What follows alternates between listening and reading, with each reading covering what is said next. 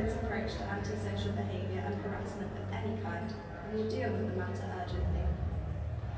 Please respect yourself, fellow supporters, players and staff whilst enjoying your match day experience.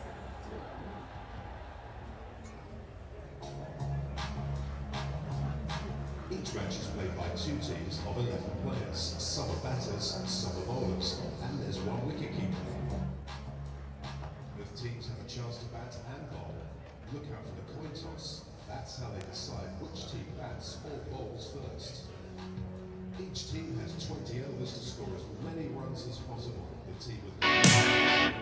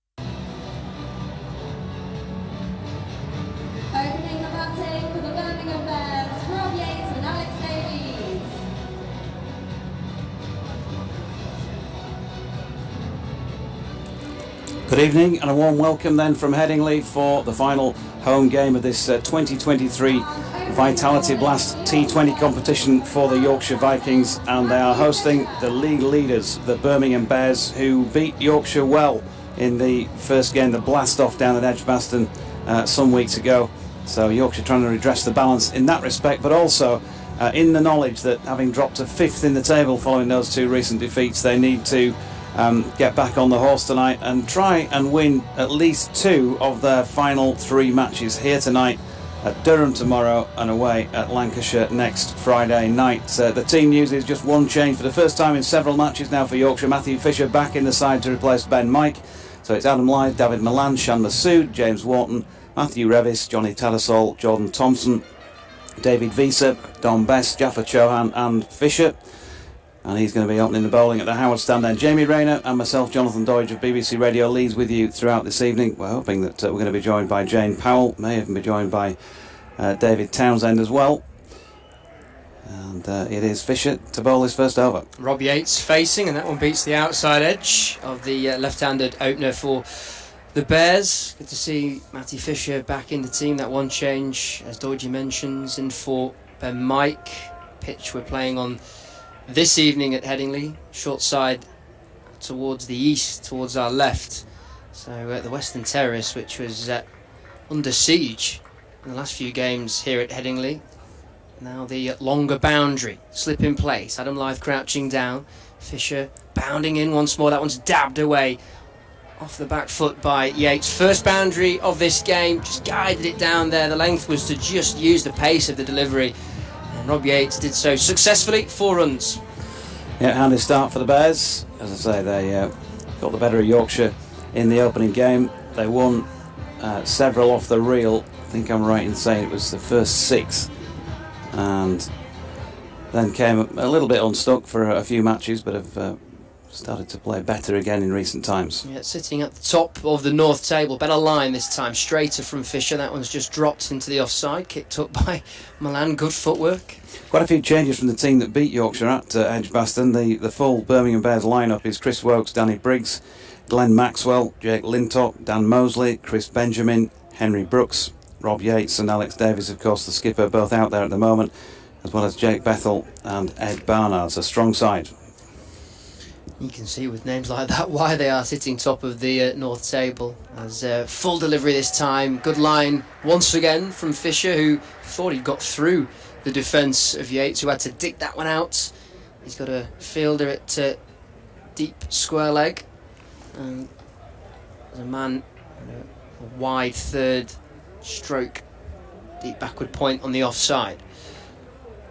First slip stays in place for Fisher, who's seen just the 1 boundary conceded from his 4 deliveries. The rest dot balls. 5th delivery in now, short top edge, and it will be safe unless Chauhan can come round. He's got a chase, 1 bounce, 4 runs. So a streaky strike from Yates to bring his 2nd boundary of the over. That brings the Birmingham Bears on to 8 without loss. Yeah, so it was a little bit streaky, but you can't sort of complain too much about those these days. It's just the way that the game is played, isn't it? And then they get under them. It looks a little bit ugly at times when it doesn't look like it's the shot they wanted to play. But the risk's taken, and it's there if you're good enough to take it. Yep, shorter delivery from Fisher. What will his reply be? Better length this time. It's just once again dabbed away by Yates, backward of point. They come through for a single. He will keep the strike. End of the first over here at Headingley. And the Birmingham Bears, who won the toss and chose to bat, are 9 without loss. So handy little start. We've been talking about par scores here, obviously very early on what looks a green tinged pitch, but they often do here and still play very well. And if this is a new pitch, and I'm not sure whether it's new or used, no information on that front, but if it is new, then you're probably looking at wanting at least 180 and probably 200 to feel confident batting first that you're going to be able to defend that. David Visa coming on at the Kirkstall Lane end to open from this end of the field, from where our commentary box is positioned up on the 4th floor. Beautiful sunny evening at Headingley. There's barely a breath of wind for the first time in quite some time, and that's making it feel quite muggy. David Visa has been swinging the ball in previous matches here. You'd think that those are the sort of conditions that might help in these early stages here, as that is dropped into the offside there by Rob Yates, and they'll pick up a single. Birmingham, by the way, for the record, won the toss, decided that they'd have first go, playing a little bit to the left of centre for the first time in a little while.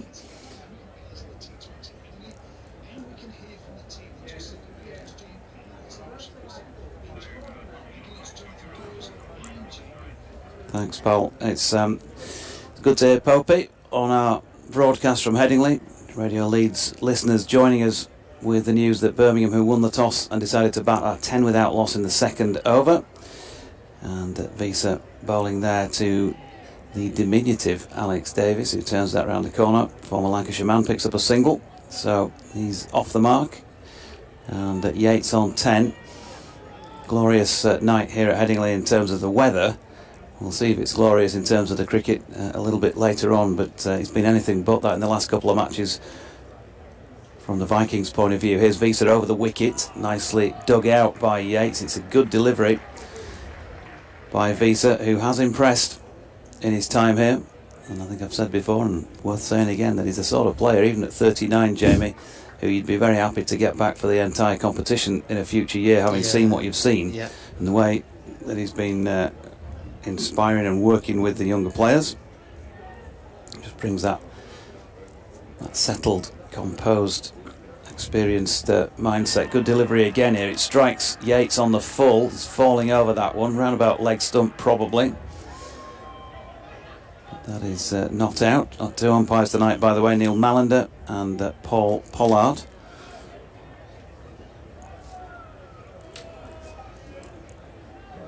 So far it's been tight stuff from Visa, just the 2 runs to come from his 4 deliveries in this second over. And here he is, in again, and that's chipped over the top of Fly Slip, and he's going to race away past Don Best down to the Howard Stand end for 4 runs.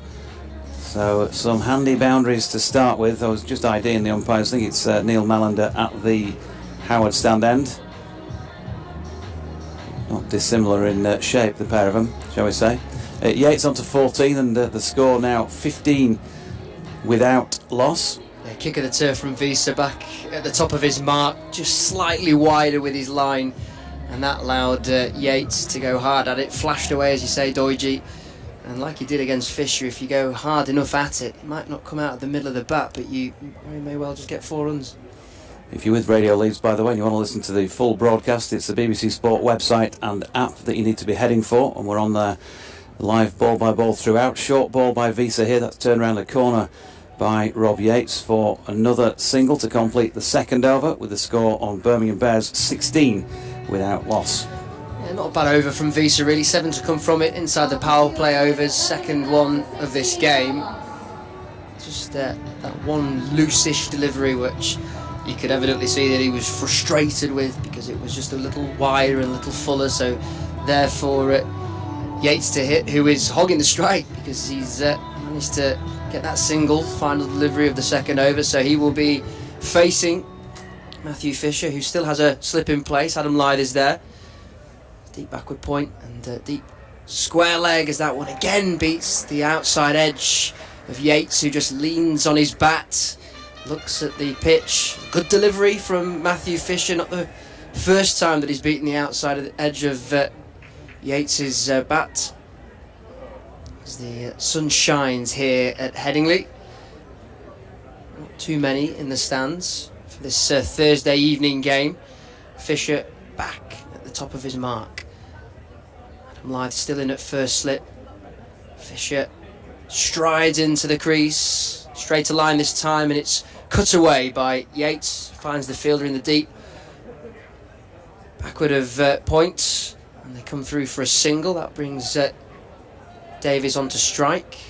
Yates on to 16. The Bears 17 without loss, winning the toss and electing to bat. Run rate at the moment 7.29. And Davies is a busy player, very quick between the wickets. He's diminutive, but he is also destructive at the top of the order. Short extra cover walking in David Milan. That one's short wide and it's just cut away by Davis. Beats Don Bess, who was inside the circle at a short third. Went to his right. It was aerial for a moment or two, but safely hit. It wouldn't have carried to Bess anyway. Davis gets his first boundary of this game. Yep, played it nicely, just maybe a little bit too much width. But despite the 21 without loss after 2.5 overs, not been a terrible start with the ball, I don't think. Yeah, run rate 8.4 from the Bears as Fisher straighter this time, and that one's somewhat pulled towards mid-on. Got a point to prove here, hasn't he, Matthew Fisher? He's been made to sweat. The team have been winning, and even when they've been losing the last couple of games, there's been no place for him. So he's got an opportunity here to show everybody what he can do again. Absolutely, yep. Handed that chance. Taking the place of Ben Mike. And he's at the top of his mark once more. Davis steps away, opens up the offside, it's cut firmly, chase for Thompson on the boundary edge, and it just trickles over the rope. Unfortunate there for Jordan Thompson, who did meet the ball, managed to get a left claw to it as he met it on the floor, but it wasn't enough and it just sparingly rolls over the boundary. 4 runs. Yeah, he basically stopped it, and then his momentum of the roll meant that he knocked it over himself, didn't he? But it was a well-worked shot again by Alex Davis. He knows he's got a wide yawning gap there between point and that fly slip. Short top edge from Davis. Bess tracking back and it's dropped. There he was running backwards and it's gone for 4 as well, and he just skipped away from that, Don Bess. Can't tell whether he's just hurt himself in the process, but it was coming over his shoulder. It was a difficult take in the circle at short third, and as the ball came over his head, he was never in a position to take it, fumbled, and in the end it goes over for 4 runs. Yeah, I think the drop is excusable in the sense that it was going over his head, but you still like to have seen him take it. But the sort of negative part of that really was the fact that he saw the ball roll on, and I think he thought he was just going to be able to amble up and get it, but it raced away from him and hit the rope, so it compounded it, didn't it? So poor old Matthew Fisher has one put down that is also knocked over for 4, which is a bit of a disappointment. End of the third, 29 without loss, so 13 coming from that third over, 9, 7, 13 so far, and it's Visa coming in from the Kirkstall lane end again, just too much width this time and hammered away by Yates. He's got that one backward a point for 4, and it was 4 from the moment it left the bat, wasn't it? No chance of Jordan Thompson getting round to field that from third man. Yeah, plumb out of the middle of the bat, that one flashed away, and as you say, too much width on offer there from Visa. Showed in his first over that found that straight line that was cramping up Yates, but allowing the left-handed batter to just open up the arms.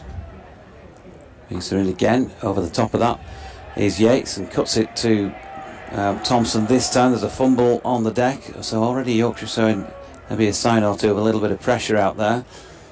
They picked up a single. Davies on to 13, he's back on strike, and Yates now 21. I mean, those are the chances. I mean, I know they're difficult chances, the one that Best put down, but those are the chances that Yorkshire need to stick to try and get into this Bears batting order, and it's a good one at that as well.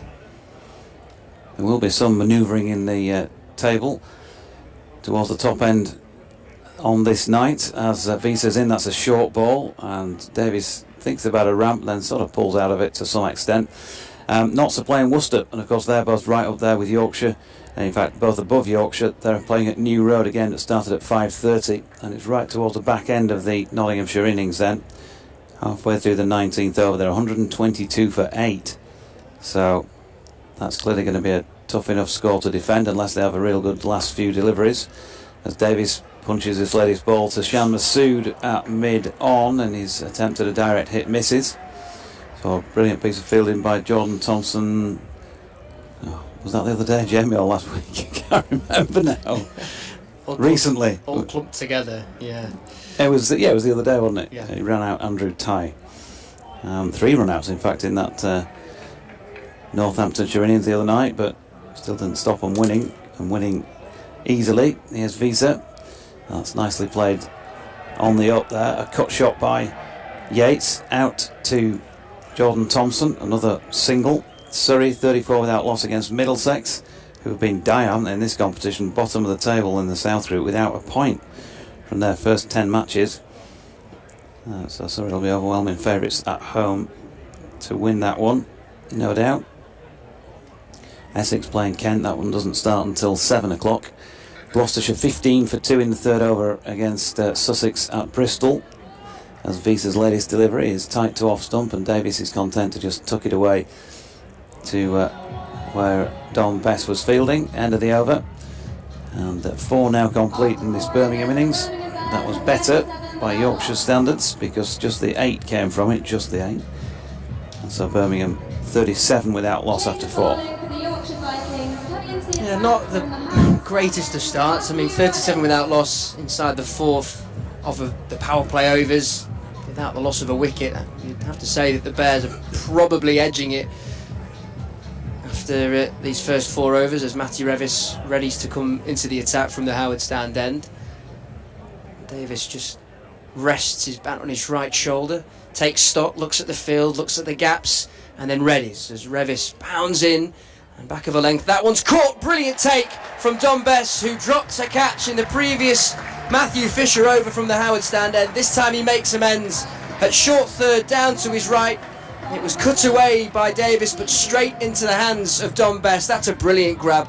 And the Yorkshire Vikings have their first wicket. The Birmingham Bears are 37 for 1. Yep, that helps to atone for that previous drop that went for 4, as you say, and he did take it really well on its way down to his right. 2 hands around it, and a good snaffle there at short third man. So Davis 15, I should say, from 9 deliveries, and they'll feel a little bit better about life, the Vikings, at the moment, having seen the back of him. But there's a procession of quality players in this Birmingham Bears batting lineup, and the next one of them is Chris Benjamin. Yeah, not bad to be striding out to the crease, but good to get the captain, Alex Davis, and yeah, he was just trying to open up that offside at every given opportunity. A slight bit of width offered by Revis there with his first delivery, but Bess, all credit to him, taking that catch down low to his right, coming at him at some fair pace as well. So Masood just setting this field along with Revis, deep backward square leg in position. There's a wide third. Jordan Thompson surveying that area. So Revis, wicket to his name, steaming in from the Howard Stand end. That one's pushed forward by Benjamin. On the front foot, finds Wharton at point. Just 2 fielders allowed outside the circle, of course, in these power play overs. With 2 deliveries into this 5th. The Bears 37 for 1. That will do Don Best a world of good, that catch. It was a difficult one, the one that he put down, absolutely no doubt. As Revis, this one fuller, and it's driven by Benjamin. It's a lovely shot, well placed actually. Wharton pursuit out towards the boundary edge, he takes it in. They'll come back for a third and do so comfortably in the end. So a good chase from James Wharton, but an equally good shot from Chris Benjamin to get him off the mark. That puts the Bears on to 40 for 1. Yates now, the left-handed batter, there on 22.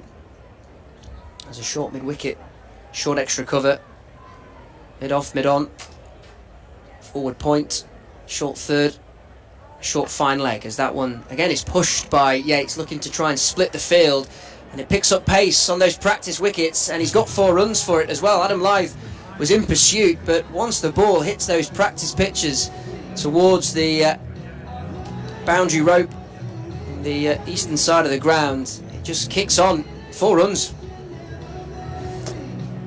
Yeah, nicely played, and I think the main thing was that he once again hit the gap, as he's done pretty well so far for his 26, Rob Yates. Revis with the only wicket in this game so far. That one's a fuller, straighter delivery. It's driven by Yates out towards Visa, fielding at mid-off. They come through for a single, 45 for 1. One more delivery to come from this fifth over here at Headingley. In the sunshine. Brilliant weather once again this Thursday evening. It's a shame to not see more spectators in the crowd, it has to be said. As Revis, ball in hand, steaming in once more, back of a length. That one's just tickled around the corner by Benjamin. It was aimed in towards leg stump, and Fisher, who was there at short fine leg, couldn't do the fielding. And at the end of the fifth over, it's 49 for 1. Yeah, Yates with the boundary to finish that over. Well, theoretically, he's walked off to the other end now.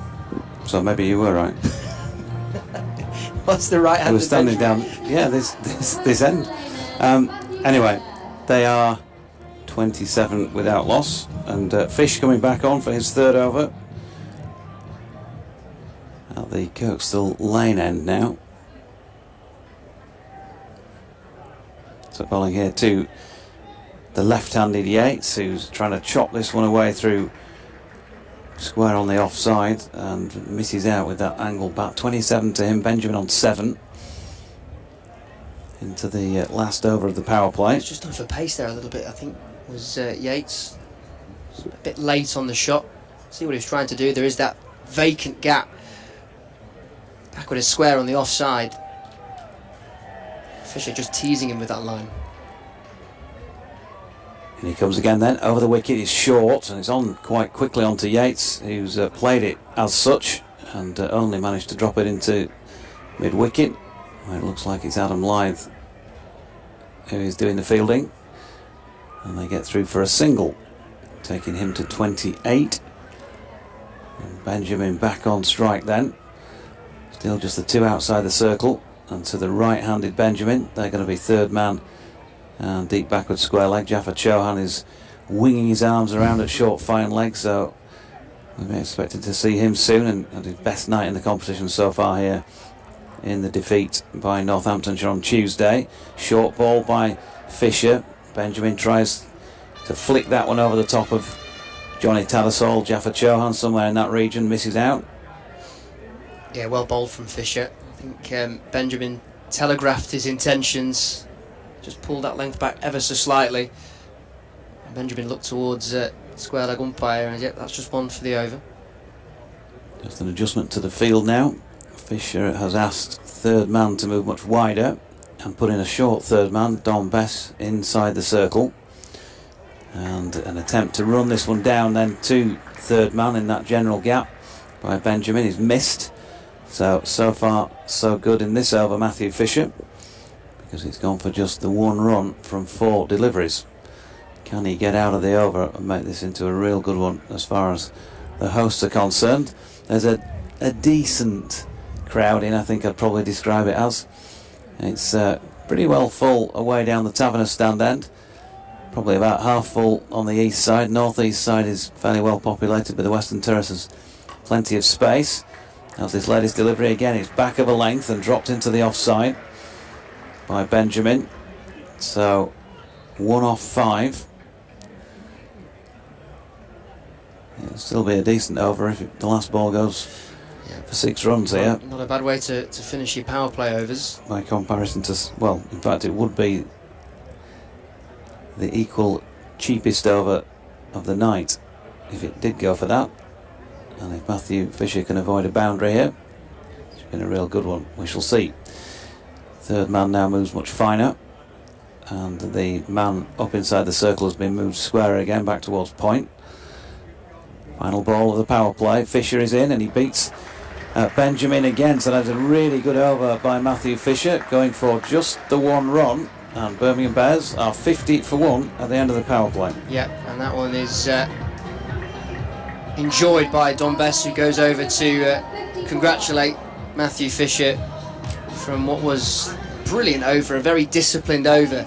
And it looked like, for the majority of that over, if not all of it, that pace was the real factor that was troubling Yates and Benjamin. They weren't able to pick it and get their strikes away. So, yeah, well bowled from Matthew Fisher, and that's an ideal way to close out the power play overs 50 for 1 are the Bears, and as you anticipated, prompted from Jaffa Chohan loosening up in the over previous dodgy, he is now coming into the attack. Yeah, and interesting this afternoon, Adil Rashid was doing a bit of fitness work down beneath the commentary box, and he spent quite a bit of time with Jaffa.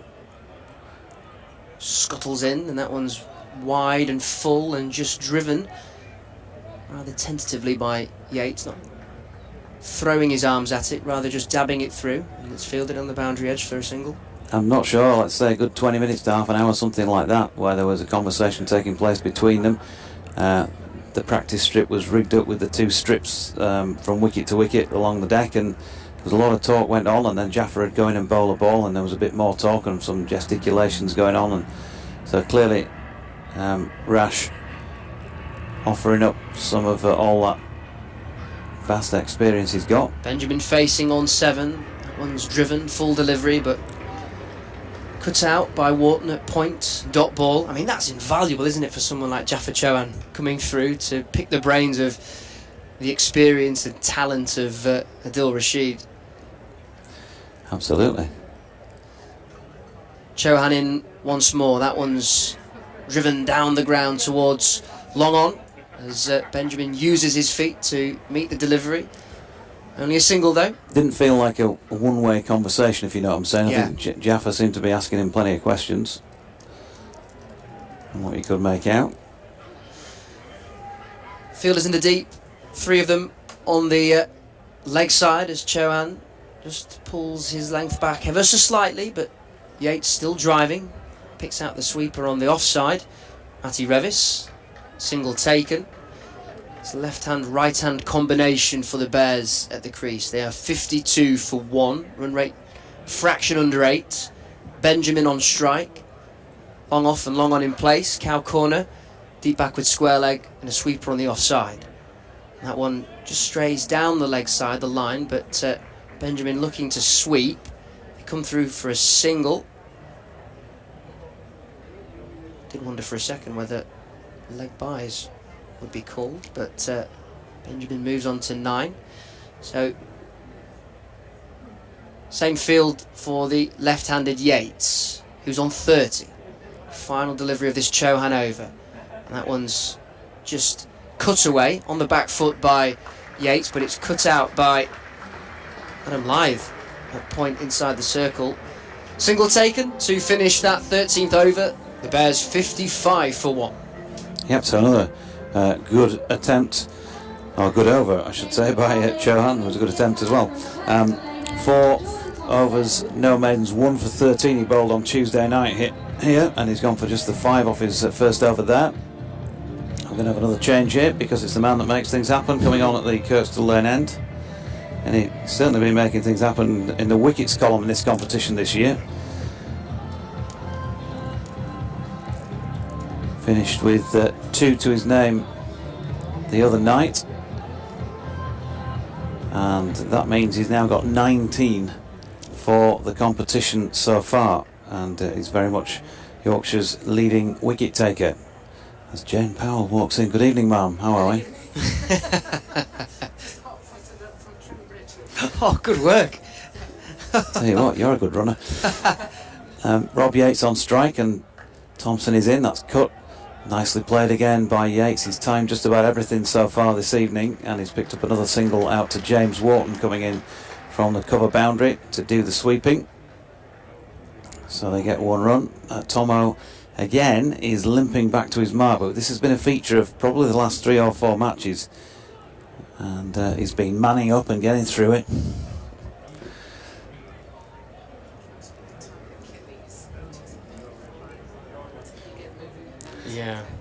Yeah. Jane suggesting could be a tight Achilles. It seemed to be his ankle that he touched a couple of times when we were down at Chesterfield. I don't know if you noticed that, because you were there, weren't you, as well? Thompson in, short ball. Now then, that's been levered up in the air. This will be one heck of a catch if Shan Masood can get there, and he can't get his tentacles on it, unfortunately. It drops just a couple of metres beyond his outstretched arms, but they get back for just the 2. So, a bit of boundary prevention. And after those first 3 overs, things, first 5 overs, I guess, really. The last 2 they've just managed to choke things up a little bit out there. They'll be happy with that. But they've got to maintain this momentum with the ball and give themselves a chance of chasing something here. This latest delivery is turned square on the leg side by Benjamin, who's going to pick up another couple of runs, so 13 to him. And one of the challenges, Jamie, they've talked about, and that Otis Gibson has been saying to them, you know, is what are you doing when you're not taking wickets? How much control can you retain for your captain? And there's been 1 or 2 games where it's been good and some where it's gone astray. This one has been hit aerially out towards Cow Corner. They're going to get back for 2. Good chase around the boundary edge. James Wharton, who is very much a giraffe. Once those strides got going, probably took him about half as many as it would have done my commentary colleague to reach that ball. I was waiting for that. I knew that was coming. Sorry, old boy. So Jordan Thompson coming in again from the Kirkstall Lane end. Shadows just beginning to lengthen. Beautiful evening though here at Headingley as Benjamin pushes out to the cover sweeper Matthew Revis. And there's another one for that. 1 to come in the 8th. They've got 8 off the over so far. So they'll be happy enough right now, but won't want to concede the boundary off the final ball. What can JT produce? He's been seen to probably best effect in this competition when he's been trying those slower variations. And he's certainly, as I was saying, picked up wickets. And this one is a good end to the over. It's cut away backward of point by Yates for 1. So they're going to finish on 64 for 1 at the end of the 8th over. 9 runs from it. Not bad. Another wicket or 2 would just help, wouldn't it? Now these 2 have really got going to just make somebody else come in and have to start again. I'm going to just duck out for a few overs and bring Jane in to have a chat with Jamie. Yeah, I think that's the only thing that the Vikings could really improve on, is just maybe getting a wicket or 2 to break this partnership, which is currently worth 27. Yates looking dangerous on 33. He's on strike to Chauhan, who starts his 2nd over. Long off, long on in place. That one's just dabbed towards point. Single taken. Hello, Jane. Hi, how are you? I'm very well. How are you? I'm good, thank you. You've done very well to get from Trent Bridge to here so quickly. Yeah, I was sort of like panicking because it was getting near the start of the game and I wasn't quite in the ground, but I did make it to see the first ball. That's outstanding work. Chauhan into the right-handed Benjamin, who dances down the wicket, flat drive, and that will race away to the boundary for 4 runs. He nearly took out his batting partner in Yates, who had to take action and get out of the way because he hit it rather firmly, did Benjamin. So 4 runs from that delivery there. Yeah, good to see Jaffa coming on to bowl though. At the weekend, you know, he didn't get a bowl at all. So and the first over only went for 5 runs, I think. So, you know, he's quite economical and it's just something different, and he's growing every game, and I think that's really useful for the team. You can definitely see that. He had his most productive night only 2 evenings ago, as again Benjamin will go the distance, and this time he gets 6 runs. So back-to-back boundaries, 4 runs followed by 6. Down the ground is Benjamin, and this one sent over the head of Chauhan for 6 runs. And this is where young players have to learn how to vary it a bit, because once the more experienced players get used to the ball in a certain area, they're able to manipulate it a little bit easier. So now he'll have to start bowling a bit flatter or giving it a bit more air. You know, there's no one easy answer to it, but you've got to try and work that out for yourself, and hopefully he'll just vary it with this next ball. In he comes, Chauhan, shorter, wider, and regulation delivery. Says umpire, that was tight, but I guess you put that one down as a good mix-up from Chauhan then. He's testing. Yeah, and I think, you know, because he bowled it slightly wider, it's much more difficult to hit it straight back down the ground. Yeah. Chauhan then for his penultimate delivery in that one. Yeah, just a bit straighter and fuller, and once again Benjamin cashing in. This time 4 more runs straight down the ground, enjoying that drive. And that's exactly it. When he's bowling it straight, the batter's got the measure of him. Yeah. Benjamin's got the measure of him at the moment. So that wide one that we were, is it a wide or not, was actually a really good ball because he mixed it up. Benjamin moves on to 30. This partnership now worth 42. Slightly wider outside off stump. Chohan goes. That forces Benjamin to sweep, straight sweep down towards long on. He'll take a single and he'll keep the strike at the end of the 9th. The Bears are 80 for 1. Yeah, it was a bit of a slug, wasn't it, Yeah. that ball? You know, and anything outside the straight line, he's not as competent at. So we've got to be aware of that, and the bowlers should be noticing that once they're bowling it straight, he's very powerful straight down the ground. So now we'll see whether Thompson, is it Thompson coming on? Brevis ready to come on. Brevis coming on. That if he can keep it just outside the line, it might be easier. Did you enjoy day 1? Down at Trent Bridge, yeah, they were still playing actually, so I did leave them to it. But yes, I did enjoy it. It's nice to see the women playing a 5-day test match. Did you see the flurry of wickets, or had you gone by then? I just left by then, yeah. Yeah. I was listening on my way in on 5 Sports Extras. Revis down the leg side.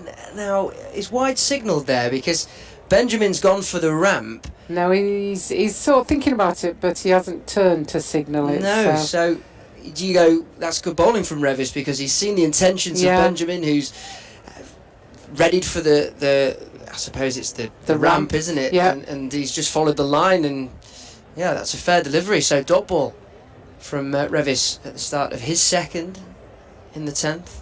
Revis, again, Benjamin goes for the ramp, back of a length, but he does make contact. It goes over the head of Tattersall and races to the boundary for 4 runs.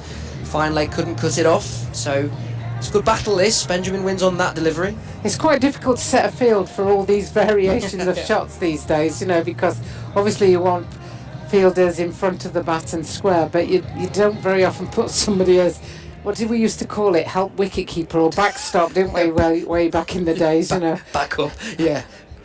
Yeah, we have a lot of those on my Saturday games.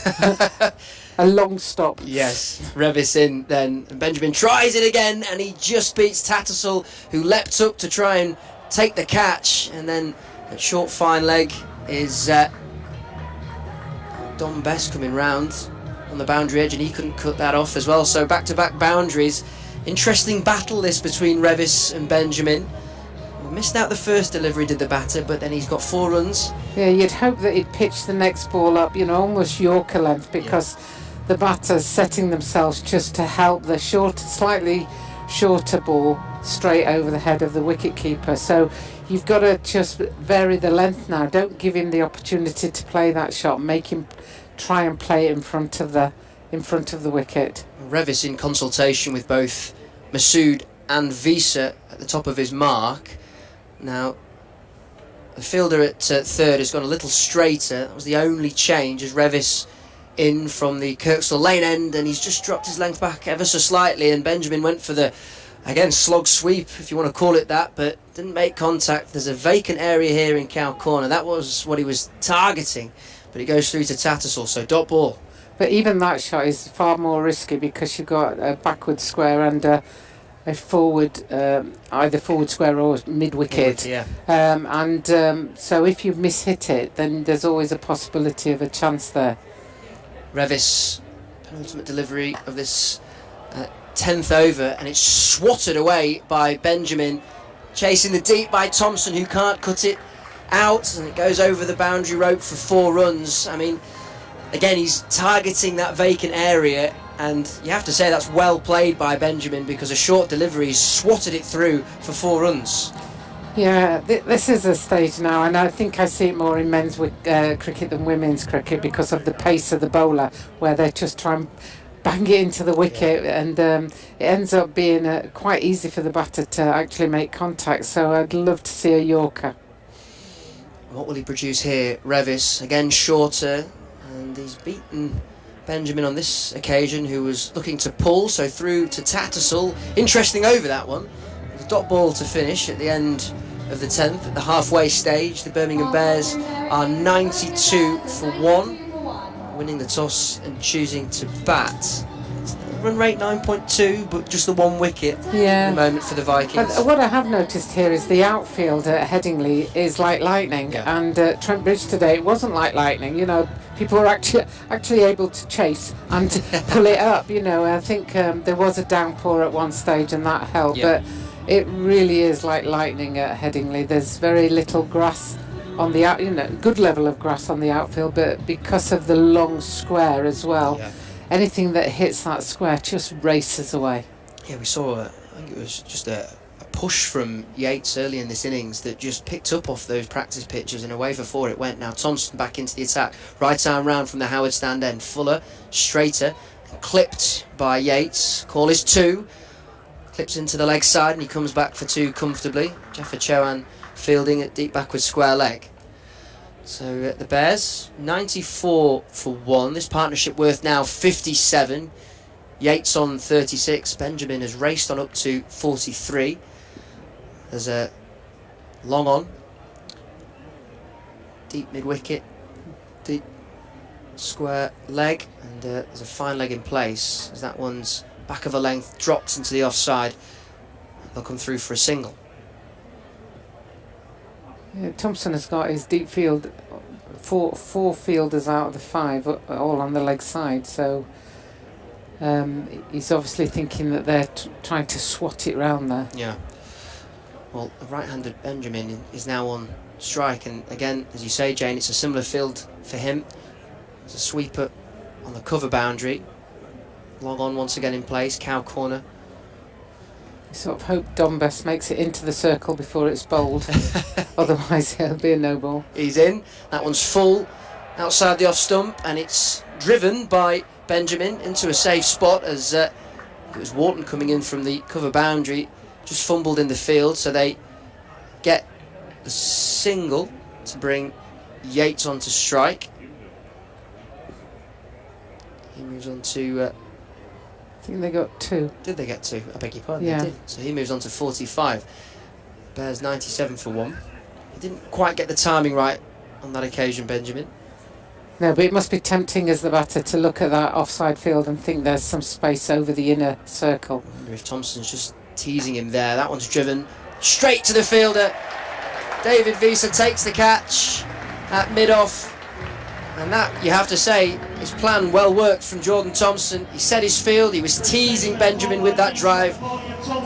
Benjamin went for it, and he just picks out David Visa with a comfortable catch. Yeah, and as you say, great plan there, great, and really well executed, because it must have looked like if I can just get over this inner circle, then I've got 4 runs, and all he did was he just hit it straight to Shan. Was it Shan? No, David Visa, yeah. who took the catch at mid-off, and that's a good wicket for Yorkshire. That's just what they needed at this stage. As you get into these later overs, wickets draw back the total, because it takes a new batter some time to get used to the pace of the bowling. Well, that was Although having said that, it's Glenn Maxwell coming in. Not a bad replacement. Former Yorkshire player, of course. Played in this format for the Vikings. Chris Benjamin, by the way, out for 45 from 27 deliveries, 6 4s and 1 6, going at a strike rate of 173. So, as you say, Jane, a key wicket.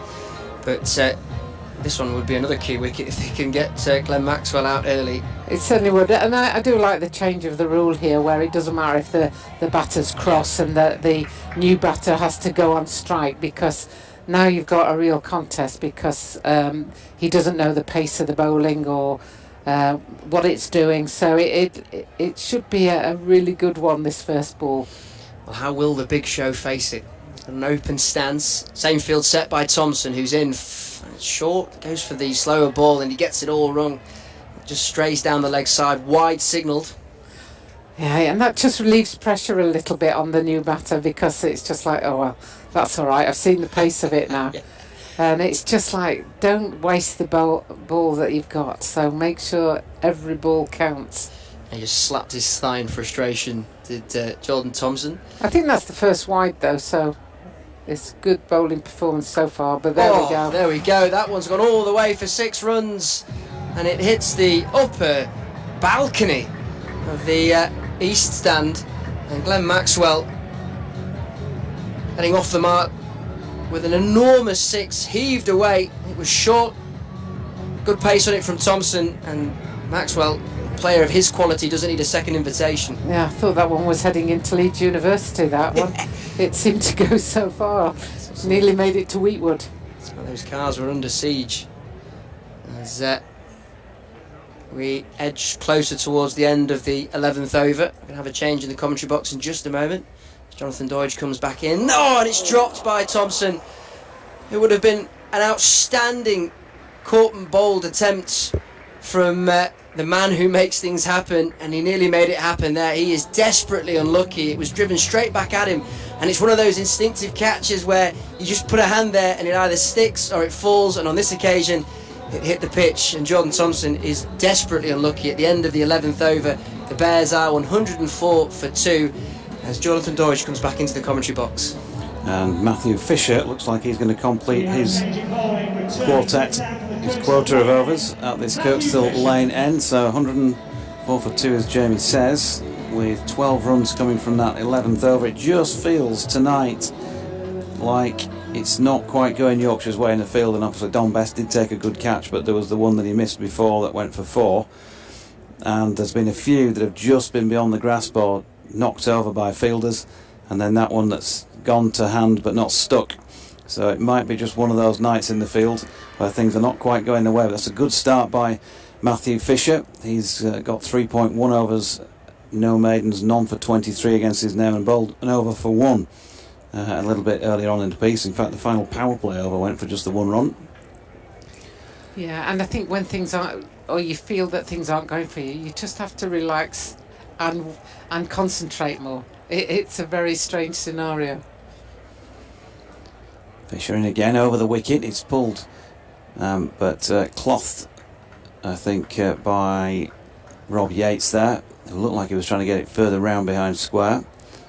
Ended up going bang on square, but just lobbed its way out into no man's land. Must have hit the helmet, I think. Is it? Because they're calling the 12th on and the physio's coming on. Maybe top edged it into his helmet or something then, because it looked like he'd got some back contact on it to begin with. So we're going to have a little stoppage here, which gives us a chance just to have a quick look at the scores elsewhere in that test match. Australia women against England women down at Trent Bridge that Jane's been to. Might have just seen the replay. Might have just been top edge into helmet and out onto the leg side. But Australia women 324 for 7 down there. Let's see who's taking the latest wicket, because there's been one fallen since we last looked. Last wicket to fallen was Ashley Gardner. Caught Jones bowled Bell for 40. Annabelle Sullivan not out 39, and Alana King is not out on 4. Wicket apiece for Kate Cross and Lauren Bell. So they're gradually working their way through the Aussies. It's a fair old total is that in the first place, isn't it?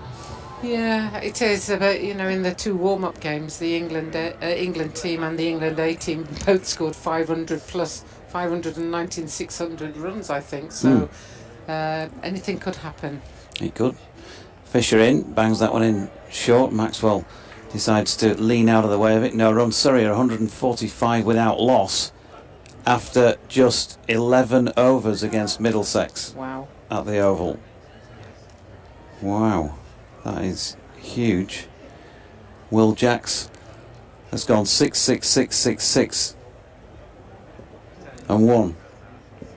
So similar to the Ben Mike over the other day at Chesterfield. 31 runs from it. It's not as painful watching other counties do it though, is it? No. Clearly no overt bias in this commentary box, of course. As Fisher is in, that's pulled around the corner down to fine leg by Maxwell for 1 run. In that match I mentioned in this group, which is, certainly got Yorkshire's interest at New Road, Worcester, Notts were 139 for 8 from their 20 overs, and after 4 in reply, Worcestershire 37 for 1, so need 103 off 96. I dare say it probably still won't be the easiest chase, that. But it's a handy little start. Yates on strike, misses one that Fisher fades across him. So if Matthew Fisher felt, as I was hinting at the top of the piece, that he might have a little bit to prove tonight, having been left out of quite a lot of these games. In fact, I think I'm right in saying all 6 games when they had the winning run. Then he's come back with the bit between his teeth here, on for 25, and he's just got the 1 ball remaining. There was a time in cricket when if somebody bowled 4 overs for 25, there'd be a few head scratches, yes. and he might be taking his sweater. Yes. And now he's just pulling in the deep square and pushing out the cover. now we're saying it's a job pretty well done here, and he's levered this one up 2 extra cover. Man who'd been sent back, Jordan Thompson, keeps them to 1 run. So it was a good set by Matthew Fisher. 4 overs for 26. He is back in T20 cricket, and the Birmingham Bears are 107 for 2 after 12.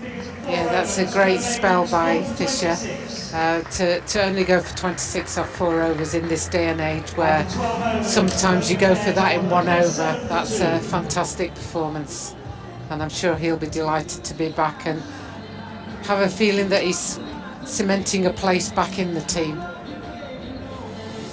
Jacks, by the way, 88 off 38 in that match at the Oval, and Laurie Evans, pedestrian by comparison, 69 off 32. 10 sixes have been hit and 15 fours. Wow. Dread to think what the bowling figures will look like. Middlesex are not having a good season, are they? I think they're bottom of the South League. DT's in the combo. DT, are Middlesex having a poor season? They've got a 100% record, he says. All defeats as Yates works one into the leg side there. First ball of Chauhan's over and picks up 1. He's on to 40. He's 108 for 2. I actually was at the game when they played Kent, and they snatched defeat from the jaws of victory, really. You know, it was like they were in box seat and then they just blew away. They're very, very strong side, aren't they? All of Somerset playing really well in that group. And of course, they've tended to have the better of it in recent years down south. Maxwell on strike then. Chauhan has dispatched long on and long off, but neither will come into play here because that has been swung away a long way into the east stand for a big 6 runs. It's almost like Maxwell is targeting that side of the field. I don't think he tried when the bowling, mind you, it was Fisher bowling from this end, so he probably feels that he can take young Chauhan on here, and he certainly dispatched him with that last shot. Yeah, it's probably fair to say that Glenn Maxwell didn't need to walk out into the middle to see if his range hitting would make the boundary here, as that was wide of off stump, turning away. Natural leg spin delivery, and he tried to pull that through the leg side, so that was a good response from Jaffa Chauhan. Go and fetch that. Yeah, excellent response from a young player. Just once you've been hit for 6, it's very difficult to bowl the next ball, but he's coming in again. Challenge against a real high-class long-term player in this form of the game, and he wins the next little victory. Looked like he dropped that one in a little bit more slowly as well. It was aimed at the stumps this time. Maxwell coming down the wicket, but not able to get it away for runs. 2 left in the over. Chauhan tosses this one up. Maxwell responds by smashing it for 6 more over mid-wicket. Yeah, and in fact, once these power hitters of today get their range, it doesn't matter where you put the field, because they just seem to find the boundary with ease. It's not even like they're really trying, and the bats are so much heavier, the balls travel quicker. Young Chauhan's not bowling badly, but he's just been dispatched twice in this over for 6 now, and he's coming in to bowl. Final ball of the over, and again pulled in the same general direction, and at last we've seen a piece of fielding clean on the boundary edge by Matthew Revis. Really good diving stop out there, because that was boundary bound, and they picked up 2, but Maxwell has got off to a flyer here. He's got 21 against his name, and after 13 overs the Birmingham Bears are 122 for 2. So 15 from that over. still at around 9.38, does it say over there, for run rate? Yeah, it's a bit fits and starts is this innings. You know, I keep a check on how many they're getting off each over. So we've got 9, 7, 13, 8, 12. Yeah, it's the sort of stuff you'd expect in a power play, but then 1 to finish the power play. And then the start of the middle overs, 5 and 9, followed by 16, 12, 12, then a 3, and then back to a 15. So a bit of a mixed bag in the middle as far as, well, both sides are concerned, I guess. Matthew Revis for over number 14. At the Kirkstall Lane end. And that is dropped into the offside by Yates. Tom Bess fumbles. David Milan throws himself on the floor. He's not having the best day in the field today, is he? Short of all that is that they got a single.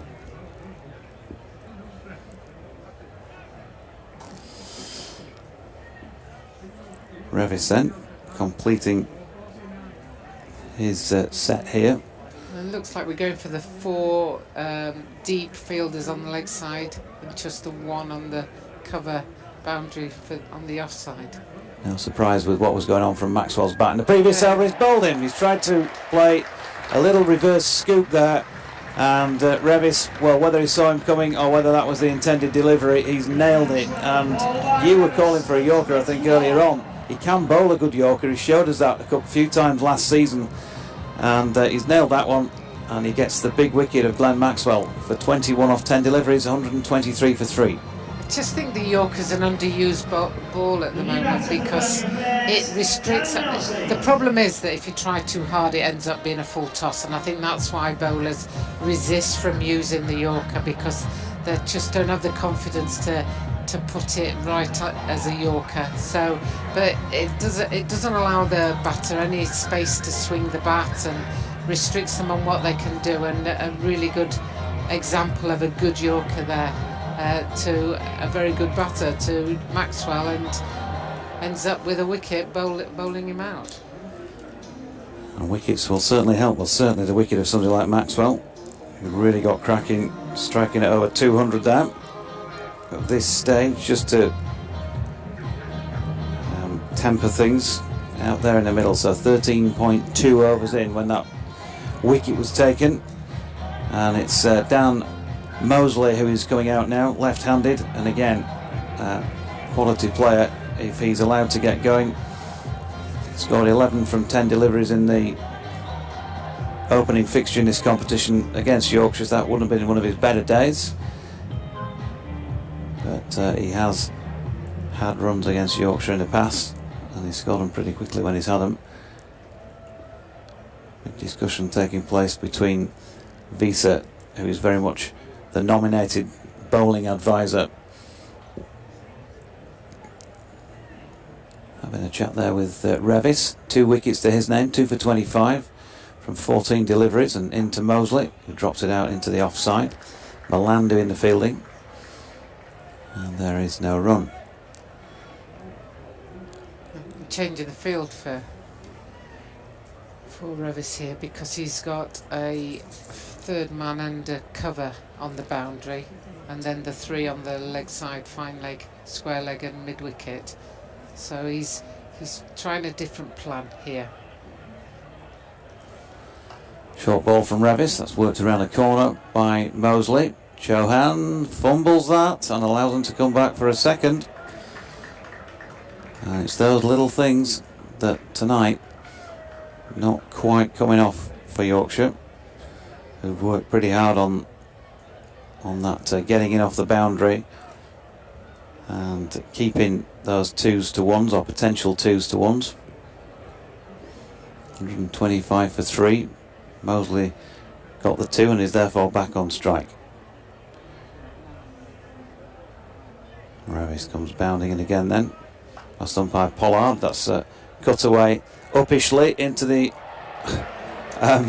offside, and James Wharton with a diving stop. Might be a run out here, you know. Jonathan Tattersall misses with his shy at the stumps from a couple of metres away, following that return throw from James Wharton, and it looked as though when he got his hands on it that was also going to bounce over, but it managed to stop on the right side of the rope this time. So they pulled one back there, I suppose, effectively. In the field. Yeah, it could so easily have been a run out, couldn't it? I think everybody was a bit shocked, surprised, whatever. Revis in again. Final ball of the over is going to be 6. That is a short delivery, and it's pulled well back onto the east side of the ground, and I think it's pretty obvious if you're going to bowl short with that boundary to the leg side of the batter, you are going to be in a bit of danger, and we've seen it on several occasions already. Got that one wrong, did Rev. Final ball of the over. So 3 overs, 2 for 36 for him, but a couple of positives in the wickets column. 14 gone, 134 for 3. Still at 9.5 run rate, and I'm just about to pass back to Jamie. Jen back on in a little while. Bringing JR back into the equation, and DB is going to be bowling at the HS end. Cheers, Georgie. Mosley on 5 then. Bess. First time we've seen him actually in this innings from the Howard stand end. 2 fielders out on the boundary on the offside as Bess sees that first delivery lofted out towards the man on the cover boundary, which was Revis. They thought about 2, but a good return throw from Revis keeps it to just a single. So left-handed Yates, 3 shy of a half century on 47. Long off, long on in place. Deep in wicket, deep backward square. That one's pulled away this time. Back of a length from Bess, and it's cut out by Wharton. Mix up there in the middle, and it's a run out. Well, the 2 Bears batters there, not on the same wavelength. Good bit of fielding from Wharton in the deep, who had to get his return throw right straight into the gloves of Tattersall, who just takes off the bails. And that brings to an end the well set. Robbie Yates, I beg your pardon, is still there. It's Mosley who's gone, and he was absolutely distraught with the decision. He twirls his bat in the air as he makes his way off rather tentatively. A real mix-up between the 2, and that is a key wicket for the Vikings. Yep, another good wicket to pick up at this stage, although it wasn't the man with the predominance of runs. Doesn't matter, does it? It's somebody else who's still got to come in and start there. James Wharton with the throw. So 6 off 4 deliveries for Dan Mosley. As I mentioned, he's had runs against the county before, so they'd have been aware of his dangers out there, and they've seen the back of him relatively cheaply. Well, that sees Ed Barnard out to the crease. So Bess short, that was cut by Barnard, but he doesn't beat Jordan Thompson at backward points inside the circle. Dot ball. 136 for 4 are the Bears. 3 fielders out in the deep on the onside. That one's driven out towards long off. Chauhan does the fielding. They'll come back for 2. Barnard off the mark.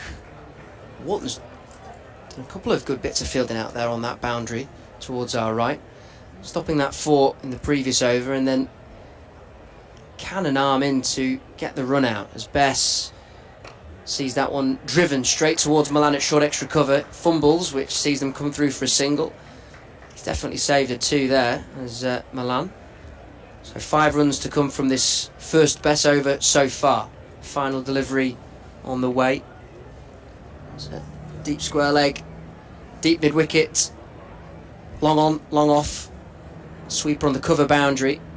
That one's just dug out by Yates, who drives, wanted to, but I think he's learnt his lesson from what happened previously in the over. Settles for a single. He will keep the strike. He moves on to 49. The Bears 140 for 4 at the end of the 15th. Yep, so 6 runs from it, plus that run out wicket, another one. That's 4 now in the last 2 matches with Yorkshire in the field. It just shows what you can do if you can get to the ball quickly and take it pretty cleanly. So, well, who's going to finish things off here for Birmingham?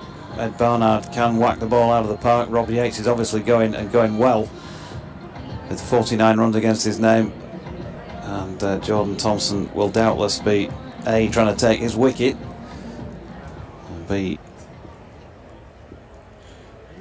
and B, reduce his takings from this over. Here he comes, Jordan Thompson. Jane Powell just saying he's not limping now, and that's been the case really. He's sort of started off with a limp and then eased his way out of it. Rob Yates picks up a single to get to the 50 mark. And that's been an excellent effort by the Bears opener, and he really has put them on course here for what's going to be, by the looks of things, a score that will certainly challenge Yorkshire, given that there are the best part of 5 overs remaining. And we know how in recent matches the last 4 or 5 overs have really hurt Yorkshire, particularly in the defeat against Derbyshire. They got away with it in the win here against Leicestershire when they went round the park in the last 4 overs. Can they improve at the death this time, as Thompson is in, and that is swatted away really. Anyone for tennis, says Ed Barnard, and gets it away up to Shan Masood at long on for 2. 143 for 4 with Barnard on 5. Long on, cow corner, deep backward square leg, all on the boundary edge. There's a sweeper at cover, and there's a fine leg on the edge. So everybody to the onside is out in the deep. No surprise that Barnard works it into one of those areas, and in fact that is an excellent effort from Ed Barnard, because he's placed that superbly. Don Bess probably had 20 yards to make and dived full length, and again it's just beyond his grasp. So 4 more. Smart shot, rolled the wrist to create the angle to beat Bess at fine leg and split that gap that's there to be taken. Worked the angles there really well, Barnard. So Yates on 50, Barnard with 9 against his name. Jordan Thompson is asking Don Best to go a little bit wider at fine leg, and the attempt at a ramp shot comes into play here, but not the best execution by Barnard, who gets a single. Honestly, cricket has become something where Barnard's looking to ramp down the leg side, so Thompson follows him with a slower ball. He then adjusts, so Barnard goes to then ramp down the offside. Meanwhile, at short third, Fisher's already setting off before the ball's even been bowled. It's unbelievable how much the game's changed. Here's JT, 1 for 29 against his name.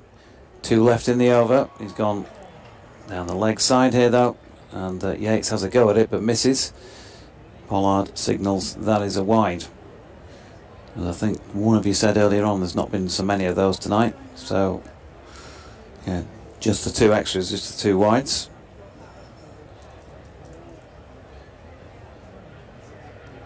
Thompson turns again then. Yates with a slightly open stance, attacking high back lift, and he hammers that away, and Chauhan again. There's another chance.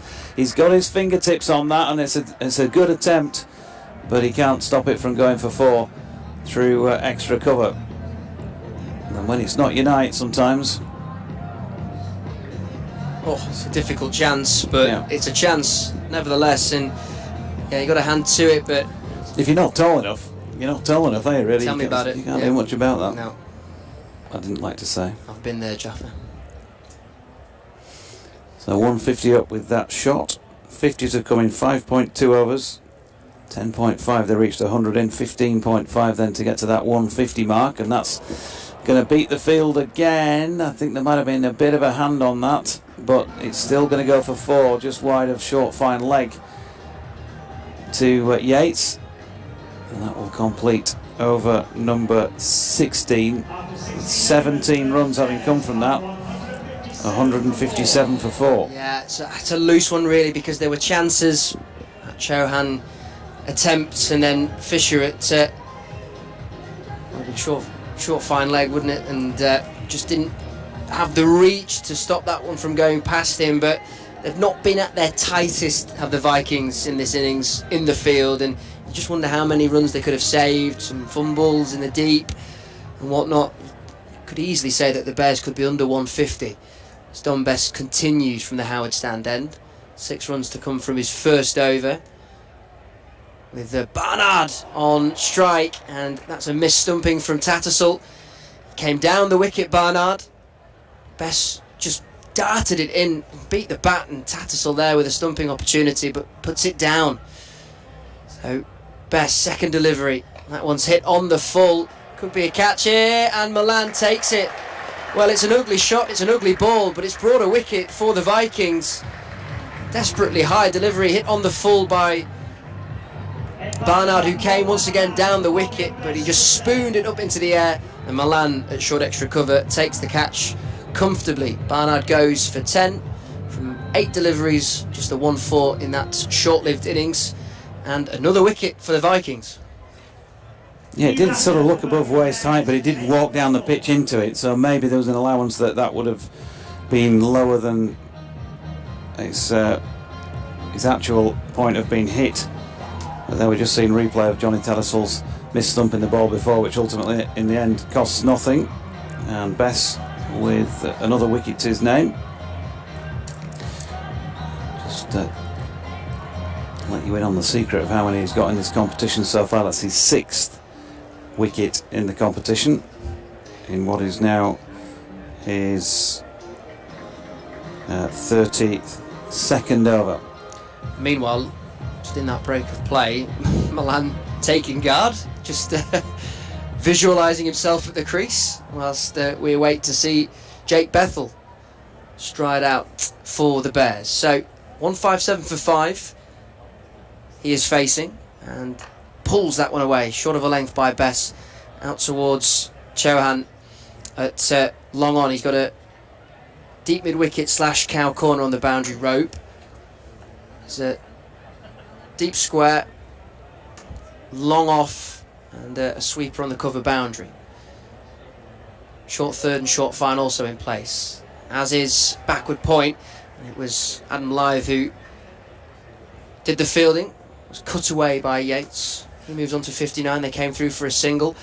Bethel back on strike, twirls his bat once, twice, 3 times, then stands at his guard. Open stance as well. Tom Bess right arm around, and that one's flicked towards short fine leg. Masood Fields, another single onto the score, 160 for 5. Yeah, he's glued this Rob Yates, as well as playing some real good attacking shots at times.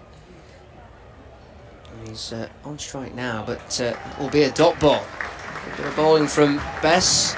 So just the 3 runs to come from that second Dom Bess over, and crucially a wicket. It wasn't his most extravagant or attractive wicket he's ever taken in his career, but a wicket nevertheless. And at the end of the 17th, the Bears are 160 for 5. A run rate of 9.41. Difficult to say really who's on top. I mean, with Yates still at the crease, the Bears in a decent enough position, but they've just had that knack of taking wickets in this innings of the Vikings. Yeah, they have. They've managed to chip away, and it's better as far as they're concerned during the middle overs, which on some occasions have been too quiet for comfort.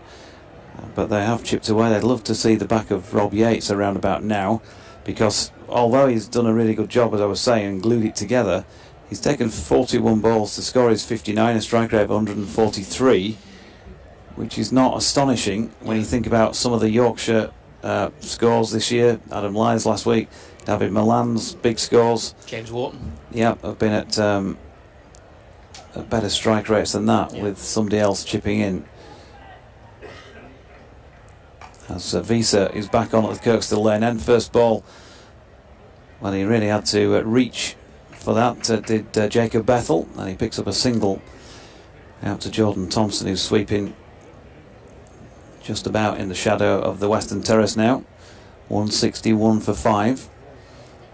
And there are 17 deliveries left in this Birmingham Bears innings. They won the toss, remember, and decided to take first use. Low full toss here. Thompson does well, because that's bouncing on the wicket ends of the practice strips away on the Western Terrace side of the ground. So good piece of fielding to keep him to 2. Watched it well. Leading scorer in this Birmingham innings, Rob Yates, back on strike. We've also had a 45 from Chris Benjamin. Alex Davis 15, 21 against Glenn Maxwell's name in 10 deliveries. Dan Mosley made just a half dozen, and 10 for Ed Barnard, as we see, well, a big hike really attempted there by Rob Yates, and he missed out, hits him on the body, leg by. 164 for 5. Still in the balance here, because the way the last 3-4 overs, as I say, have been going with the ball for Yorkshire. Another 40 is entirely possible here. That'd be the 200, just over 200 mark. And this one hit on the up, could be a catch for James Wharton. Is a catch for James Wharton, and so that is the end of Jacob Bethel. James Wharton, who's already had a hand in a run out earlier today, completing the wicket of Bethel. Another wicket for David Visa, who now has 11 of those to his name in this competition, and that brings in Chris Wokes, Mr. Nice Guy. He's enjoyed himself out there. Is James Wharton in the field in front of the Western Terrace. He's produced some good bits of fielding, actually, crucial bits of fielding, and that you don't want to put it down as a regulation catch, because it was coming at him fairly quickly, the way that Bethel went hard at it. But again, the Vikings, as we've been saying, just having that knack of taking wickets throughout this innings, but Yates still there, and he now is key to the Bears going on and getting something that they will consider beyond par here at Headingley. I think Yorkshire will be reasonably happy so far, but they've still got to complete the job here. 14 deliveries remaining, and things can change quickly. We saw that 31 off the final over, for example, down at Queen's Park, Chesterfield, just recently. Visa over the wicket here, bowling to Wokes, right-handed of course, Chris Wokes. Gets a ball short of length and just angles it on its way towards Jaffa Chauhan, who fields backward of point. They get 1. 3 from 4 deliveries, by the way, for Jacob Bethel. So partnerships wise, there have been a few. 60 for the second wicket, the biggest one so far. 37 for the first wicket, next best. Now then, Yates gets underneath this one. It's on its way out towards Jordan Thompson, who can't get in quick enough from the Western Terrace side of the ground, and they get just the 1. So Yates 62, Wokes 1, 166 for 6, with 2 sets of 6 remaining. He set off quickly, Thompson, to try and meet that catch, but I think he knew fairly quickly that he wasn't actually going to reach it, so settled for the ball bouncing and stopping and getting it in. So far, good finish this from the Vikings. Yates is key now, he's on strike. Yeah, so in the last 5 overs, if we're calling those the death overs, 17 off the first of them, but then 3 and 6 has pulled that back around. Bess has played a big part in that as well, because he, at the moment, has gone for just 9 off his now 2.1 overs. And normally we see Bess at the start of the innings with that solitary over to get things going, but he came into this innings rather late, and so far he's producing a very tight return for his team. Yates on strike, 62 to his name. Bess just drops his length ever so slightly as Yates comes down the ground to drive. Fielded it long off. Yates wanted to desperately get back on strike, but because of the fielding in the deep, that brings Chris Wokes back onto strike. And 1 to his name. Long off, long on, deep mid-wicket, deep backward square leg. Sweeper on the cover boundary for Bess to Wokes, who holds him a Yorker really. Wide outside off stump. Not much Wokes can do with that, especially with him being so fresh at the crease. 167 for 6. Just the 1 run to come from the 3 deliveries of this third Bess over. Crucially, penultimate over for the Vikings. Slight change in the field as cover fielder on the boundary moves a tad straighter, and another dot ball for Bess, who follows the same line and length. full Yorker length outside off stump. Woke's struggling to do much with that, so this is great stuff from Dom Bess. Fielder on the boundary edges, just move around to extra cover. As Bess doesn't get his length absolutely right, and it's hoiked by Wokes on the full. They'll come back for two, and there's a near run out, shy at the stumps from Visa. A rocket arm, but Yates just getting home. Wokes moving on to 3, 169 for 6. That run rate now under 9. So the Vikings so far really pulling it back. Bess again full, but in the slot zone, and it was just a fraction shorter, and that one's driven cleanly by Wokes for 4 runs. So a costly finish to what was still a very tight over from Dom Bess, who has gone for just 16 from his 3 overs. 1 for 16 he will finish with in today's game, and he just looks to the heavens because that final delivery going for 4 has just taken a slight tinge off what was a very good display with the ball in hand from Dom Bess. 173 for 6 at the end of the 19th. Yeah, good stuff from Dom this evening. And Yorkshire then 1 over remaining. Which way will this one go? 200 still within sight if it's a cracker for the Bears. Yorkshire at the moment, well, it's been one of their best death bowling performances so far. Wide Yorker from Visa, who's bowling the final over first up, and Yates helps it on its way out into the deep on the offside. They pick up just the 1 run. Yorkshire will be happy with 6 of those off this last over if they can manage to keep the Bears to that. Bears have still got something to bowl at here, and as we saw when Yorkshire batted at Birmingham, strong bowling lineup as well. That's why they're up where they are in the table. Outside edge here by Wokes, who looked like he was trying to flick it to leg, and it's gone down to 3rd man. They've picked up 2, and they're on their way back for 3, and they have got there. So well run between the pair of them. Yates, it looked like it might be close. Tattersall whipped off the bails, but unmoved Neil Mallender, apart from thinking about getting back to remove the bails himself. Well, the replay's looking like on the stream, Yates was desperate to get back to be on strike. I think he's just grounded his bat. Visa was interested. Yeah, the second appeal. Oh, that is tight. That is very, very tight. We don't have a side-on view, but even from that angle, from behind the bowler's arm, it looked tight. Here's Visa, short ball, and Yates with a missed pull shot. So another dot. All good stuff.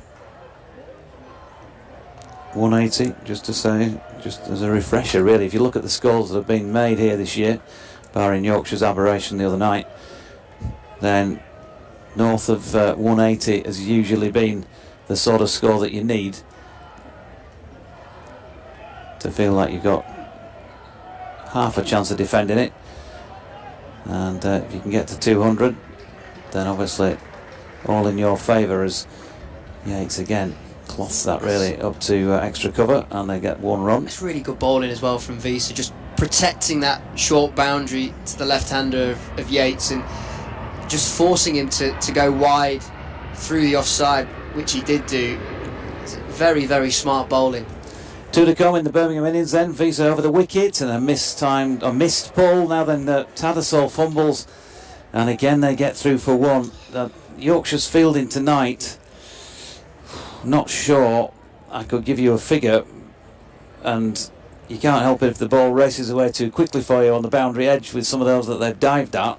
But in terms of the fumbles, yeah, it's cost a few anyway, hasn't it? Yeah, it's half a dozen. Yeah, I'd say so. Like that. Yeah, I'd say so. It's indifferent because there've been moments of brilliance, but actually, I think more so there've been fumbles that could easily be prevented. Visa around the wicket for the final ball, goes low, full toss, wider off stump. Wharton is into field. They're going to come back for a second. Yates is going to lose his wicket here, and finally Neil Mallender puts the finger in the air on the final ball of the innings, and Rob Yates was out for 66. James Warden for 66. Just 5 runs short actually of his highest score in T20 cricket. Rob Yates, crucial innings from a Birmingham Bears perspective. To tip your cap to the death bowling there of Visa and Bess, who have done really well to just keep that run rate in the end to a fraction over 9 for the Bears, 179 for 6, so victory target for the Vikings of 180. That's a good effort from the Vikings. They've taken wickets at key times. They've just had that knack of staying within the innings and not letting the Bears really kick on. So despite the fact that in some overs they were rather expensive, in others they've actually been really tight. Yep, finishing up with 180, so 181 is what is required to win. 7 off the last over. That is much better death bowling today. So 17 off the 6th was the most expensive over of the innings, but then 3, 6, 7 and 7, he'd take that every time in the last 4 overs, no problem with that at all. So 180 for 7.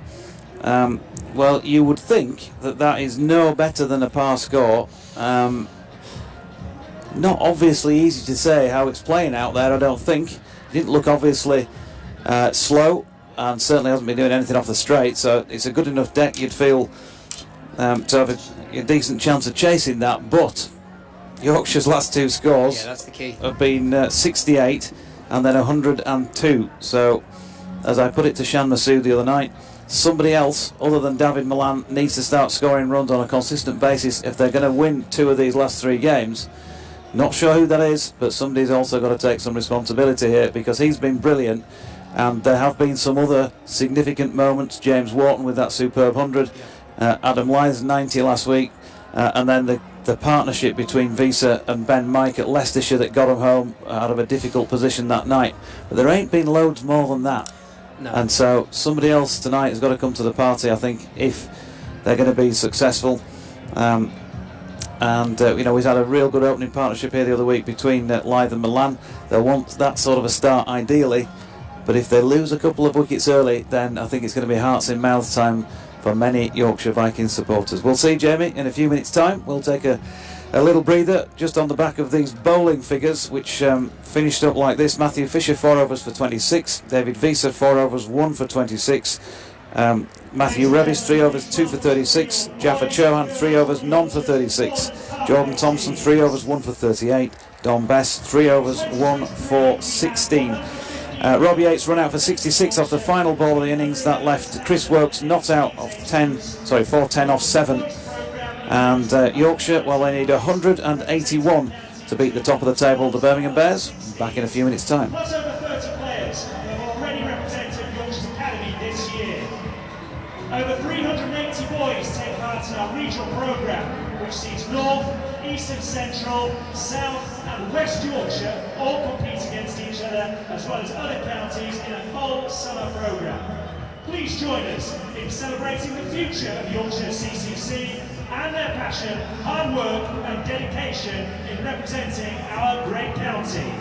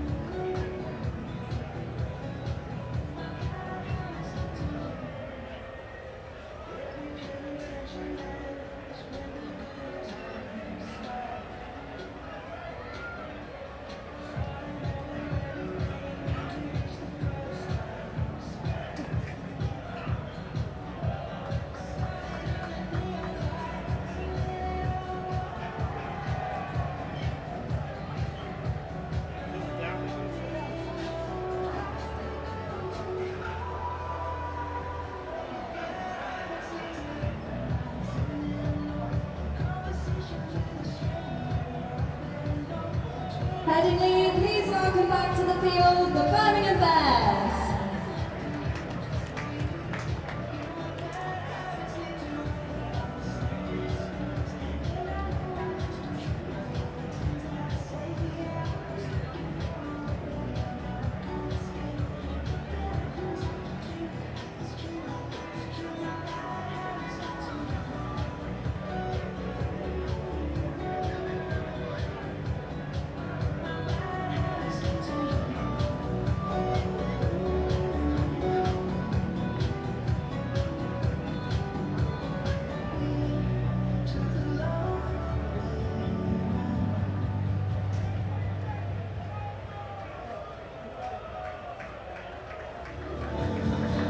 Headingley, please welcome your opening batters, Adam Lyth and Darren Milan.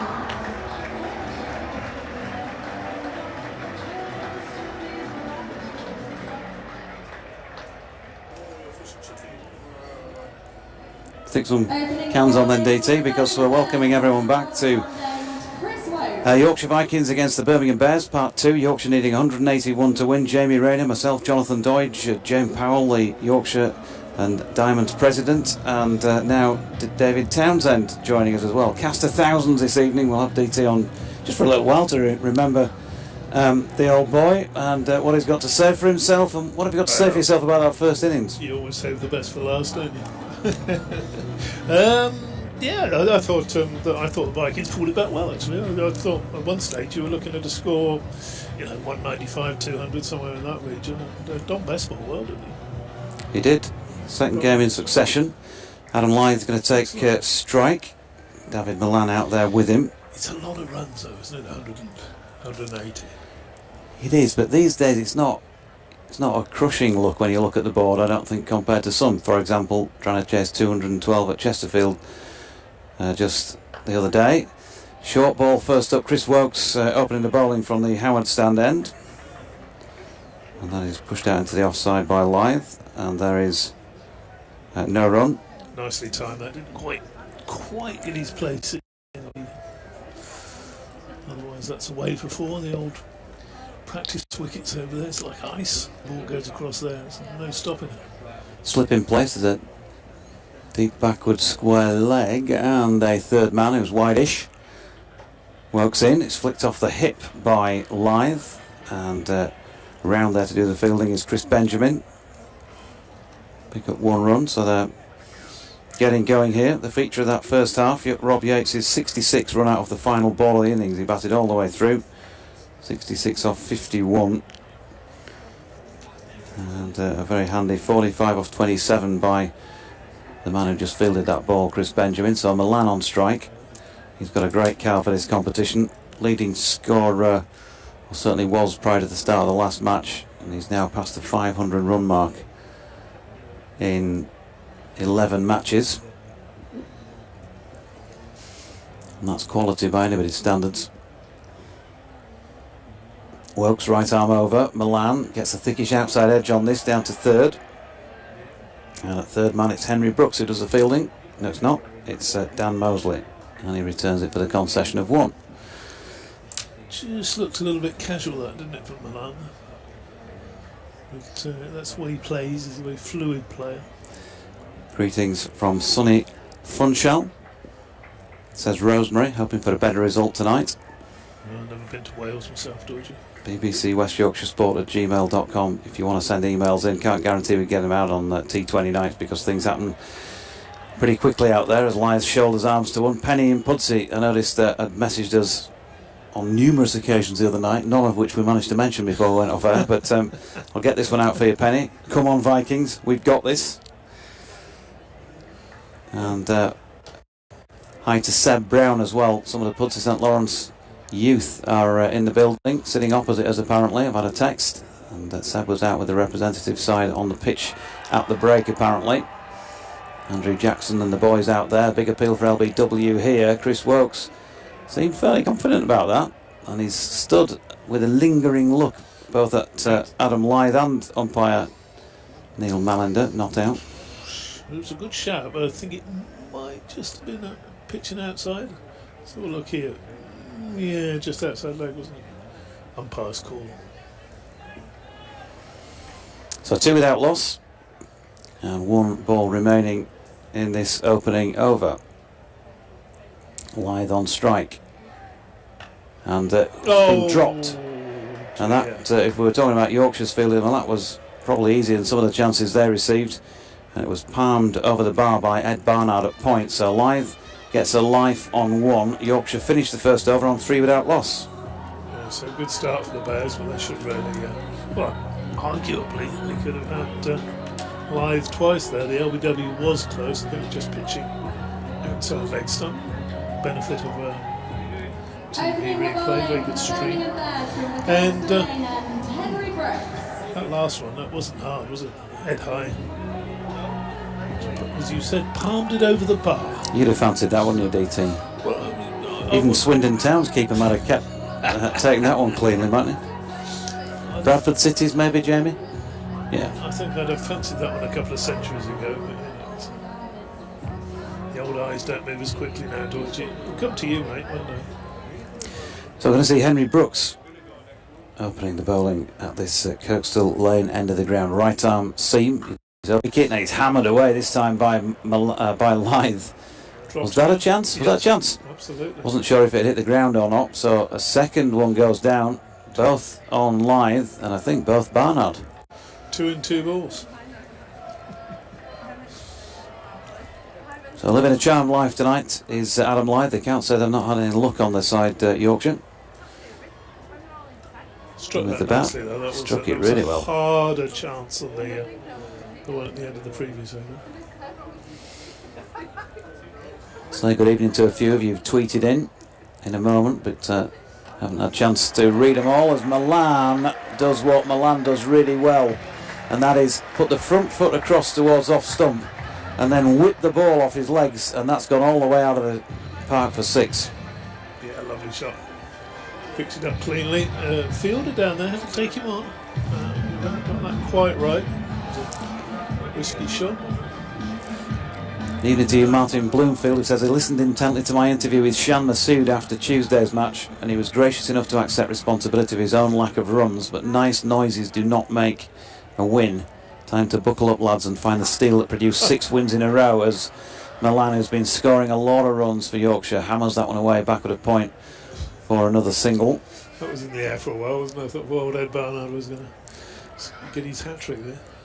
I'd put some photographs, as I think had you, up on Twitter of our visit to Callie's grave earlier today over in Wetherby with Jason Gillespie, who'll be joining us on commentary, by the way, for the full day on Sunday on BBC Radio Leeds. That Gloucestershire match. Really pleased to have Dizzy on board. Short ball here. That's a tremendous blow by Adam Lyth. And he's starting to get going now. You can't offer a player of Adam Lyth's ability too many opportunities. Dropped twice already, and having dropped him twice, the last thing you want to do is bowl him one on a roundabout leg stump, because he has them on toast, doesn't he, on a regular basis. Yes, middle that one. So it's similar area of the ground to Milan's 6, but an entirely different shot. His weight was back. He was just waiting for it, helping it over the rope. Brooks in again, goes full this time, and Lyth drives up to Wokes at mid-off, no run. So we've been to pay our respects to Callie, and I think one or two of you have been tweeting in your respects as well. Refarian says, love Callie, top commentator, though you're doing a pretty good job.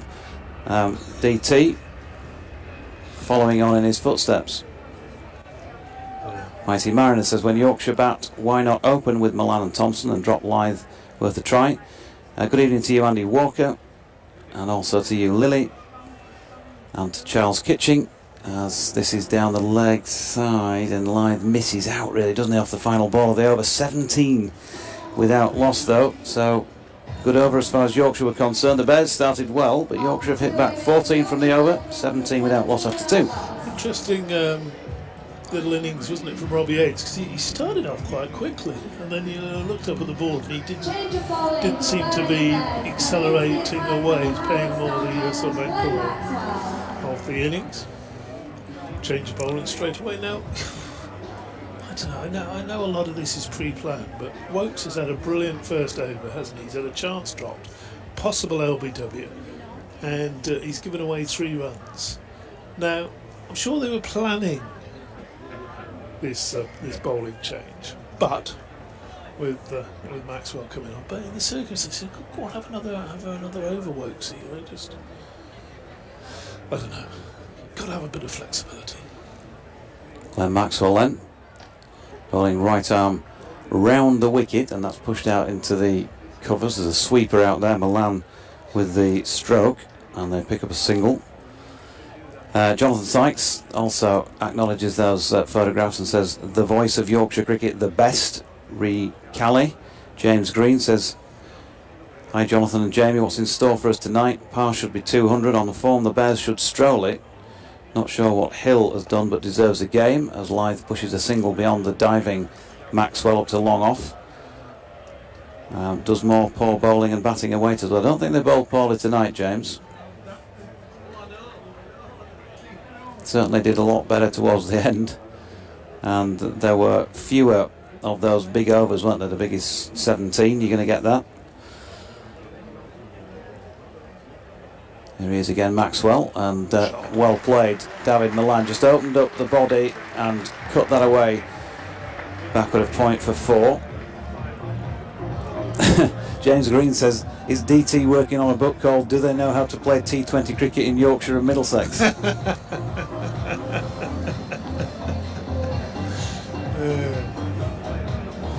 Middlesex pulled it back tonight. Surrey collapsed down there. I think they struggled past 240 in the end, something like that. 240 something for 8.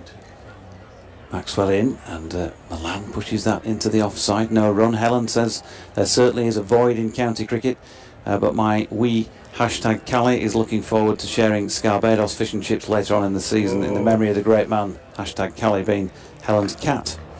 By the looks of things, as Milan's got right underneath this one, it's a chance for a catch, and he's gone. He's been taken out at extra cover with a ball that he tried to lash away through there, but he got nowhere near the pitch. Glenn Maxwell possibly throwing it just that little bit wider, bottom of the bat, not enough power, and Yorkshire have lost their big wicket. And this is the real test, isn't it now, of the Yorkshire Vikings, when Milan has gone relatively cheaply early in the piece. 13 off 7 for him, 23 for 1. Yeah, it was one of those ones that sort of hung up in the air there, didn't he? Didn't middle it, he didn't. The minute you thought he'd get away with it, and then Miles has come, and he was pleased with himself when he took the catch, because it looked as though he might have just misjudged it. But then he's come in that extra couple of paces right at the last minute, gone under it, got his hands on it, and then quite a celebration from him, both hands up in the air, and knew that he was. Well, I think there's a little bit of relief in that as well, don't you? Yeah, so James Wharton, new man in against Leicestershire the other week, 100 and no, it wasn't Leicestershire, it was against Worcestershire, 111 off 56 deliveries. It was a sublime knock on that occasion, but since then he's carded 3 from 6 balls, 1 off 4, and then the other day none off 7. So he'd love to score a few again here as he tries to work this first delivery. Right-handed, of course, James Wharton, square on the leg side. Barnard does the fielding. It's the end of over number 3. 23 for 1, Lyth on 10. I'm prepared to stick the neck out here and say if he gets 111 off 55 tonight, the Vikings will probably win this game, because that's what it needs. It needs a big innings, not necessarily from James Wharton, but from Lyth, from one of the batters, really. Very rarely you see a target like this chased down with sort of lots of sort of 25s and 35s and whatever. You need that one big. That's what I love about you, DT. You always take the real bold step. You know, stick your neck out there, get your opinions out there. If he gets 111 off 56. Well, my tongue was in my cheek when I said that, don't you? But no, it needs somebody to put a decent innings. It could be this man, couldn't it? It could be Lythy. Chris Wokes for over number 4. Bowling to Adam Lyth. Right arm over, and he's got this. He's got underneath this one, and it's perfectly measured. He said with tongue firmly in cheek, just over the top of both keeper and slip.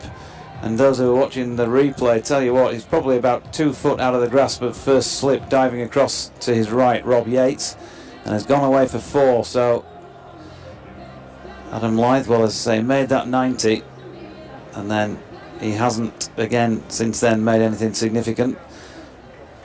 But he's certainly got the cricketing gods on his side this evening. 14 to him, 27 for 1, and he drops this one into the leg side. Mid-on coming into field, Glenn Maxwell, and there is no run. And Andy Walker, pleased to see that we'd visited Cali earlier today. Wonderful to remember the great man, missed by all of us, never forgotten, says DR. Who? Peter Keithley's happy to hear you, DT, and acknowledges Cali's family as Lyth works this latest ball short of a length through mid-wicket and picks up 1 run. They've been trying to have one of the opening batters to do their best to get through the innings. That's been the sort of plan batting-wise for Yorkshire, and then try and bat round him. Well, tonight it's on Adam Lyth from the top of the order to do that, given the demise of Milan. Worcestershire have beaten Nottinghamshire by 5 wickets in the match that started at 5:30. So we'll have a peek at the table and see where that leaves things. As Wokes comes in again, it's fallen on leg stump, and James Wharton has punched that away through cow corner. It's a nicely played squarish on drive, really, isn't it? And he's got 4 runs for it. No chance of getting round the boundary for Jacob Bettle to reel that one in. So that'll help, and it'll help settle James Wharton as well. No slips coming out now. It's an interesting field positioning with a deep backward square and then a mid-on, and offering them all that, or previously offering them all the space mid-wicket in there now to stop that shot. Wilkes in again, and Wharton stepping away outside leg stump. Misses a ball that's probably not missed off stump by too much. Don't think the went over the top, didn't it? Yeah, I don't think the table's been updated yet. I think that Worcestershire win will take them on to 14 points, level with Nottinghamshire. So a 3-way go at the top. If Yorkshire do manage to win this, they'll also join them on 14. Oh. Excitement's almost... It's unbearable, isn't it, the tension. Final ball of the 4th, and we'll have a change in the com box and bring Jamie back in, and Wharton gets an edge on it, and he's gone. 32 for 2. James Wharton's miserable run since that 100 continues.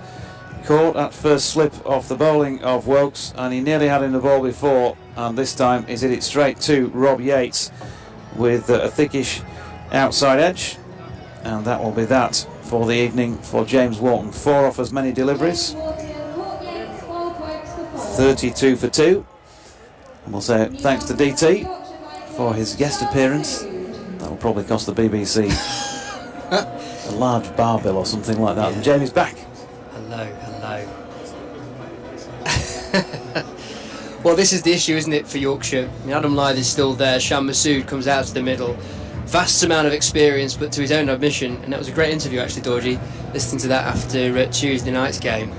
He needs to stand up, as do others in this Yorkshire batting lineup, if they are to get anywhere near that victory target. And losing wickets at the top of the order, putting the pressure on within a run chase.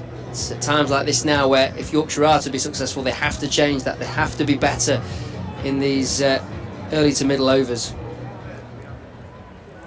Yeah, agreed. And somebody, as I say, needs to find a way. So Shan Masood, they're continuing with him towards the top end of the order. He's in at 4 again here tonight. Let's see. And Maxwell continuing from the Howard stand end. That one's driven well by Lyth. Placed it nicely. 4 runs onto the score.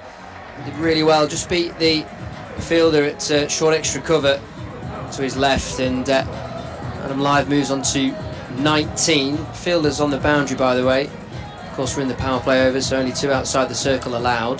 There's a deep mid-wicket, and there's a wide long off in place. And Maxwell right arm round. That one's straighter in line and just dabbed back to Maxwell, who has a shy at the stumps.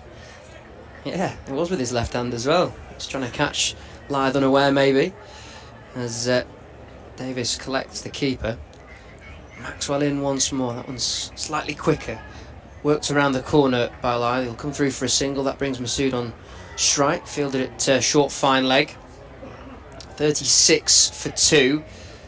So yeah, Wharton, after that outstanding century that was just a pleasure to watch, since then just hasn't found that similar form at all. As Masood just takes his time in taking his guard. The plane comes over us here at Headingley towards Leeds Bradford.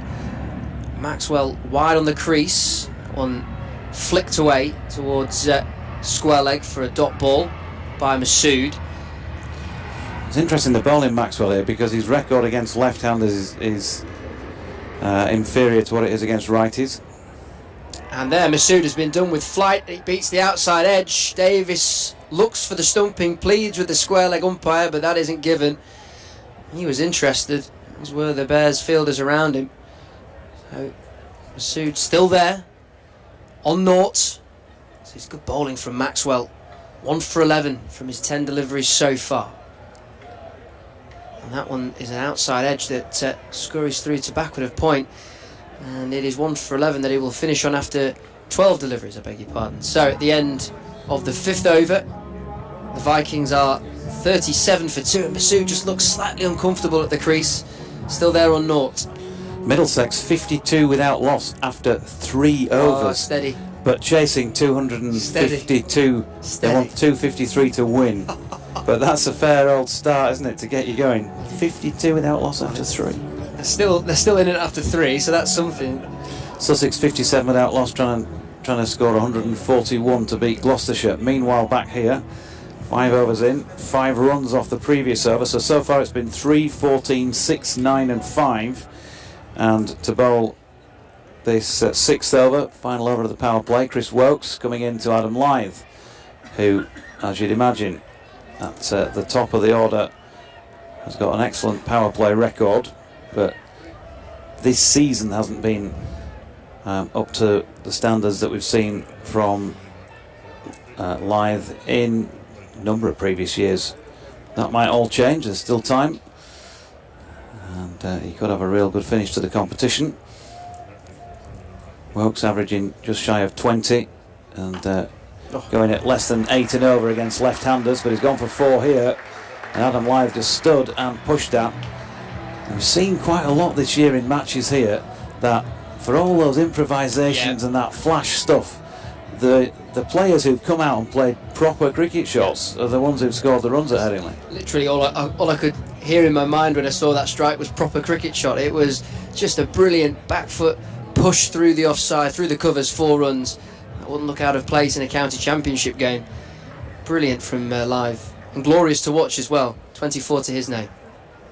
Changing the field, slip comes out in towards short mid-wicket. So Wokes comes in and bowls then. Lyth just plays it to the man who's just been moved there, Rob Yates it was. So they've got a deep backward square leg, who'll have the devil's own job of seeing what's going on out there, because the sun will be getting pretty low now, just over the western terrace. It's probably about a fifth or so of the ground, maybe a quarter, that is in shadow from that side. There's a bit more as well down to our left in the shadow of this pavilion itself. As Wokes is in, beautiful shot, 4 more. Adam Lyth just stood, opened the face, and he's placed that superbly between 2 players in the ring on the offside. Punches gloves with Shan Masood, who has faced 3 deliveries without scoring yet, so we're kind of getting more of the same from Shan. He put his hand up, didn't he, in that interview, and said, I'm not happy with how I'm playing. 34 his highest score so far. And you just wonder what role he can play in this side the way he has been playing. You know, you've got to start asking questions about whether or not, you know, he's being used in the right role to get him through the 20 overs to best possible effect. As this is pushed back up the pitch by Lyth, straight to Chris Wokes, no run. I mean, does he take the role on as being the glue, the one that stays there, and that frees up Lyth and Milan and those around him to not have the pressure on him to necessarily hit quickly and hit successfully, but just stick around and be that glue. You've got to score at a certain rate in all positions these days. You can't just have somebody who's gluing it at one a ball anymore.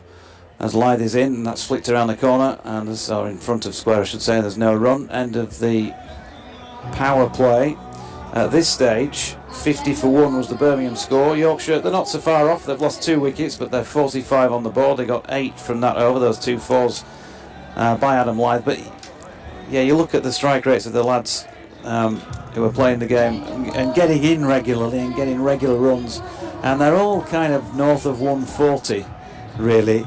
So even if you're the glue, you're sort of scoring at that rate, and then beyond that, if you're ticking along a bit more quickly. Yeah, just looking at Masood's strike rates in international T20 cricket, which he's played 19 games, 121.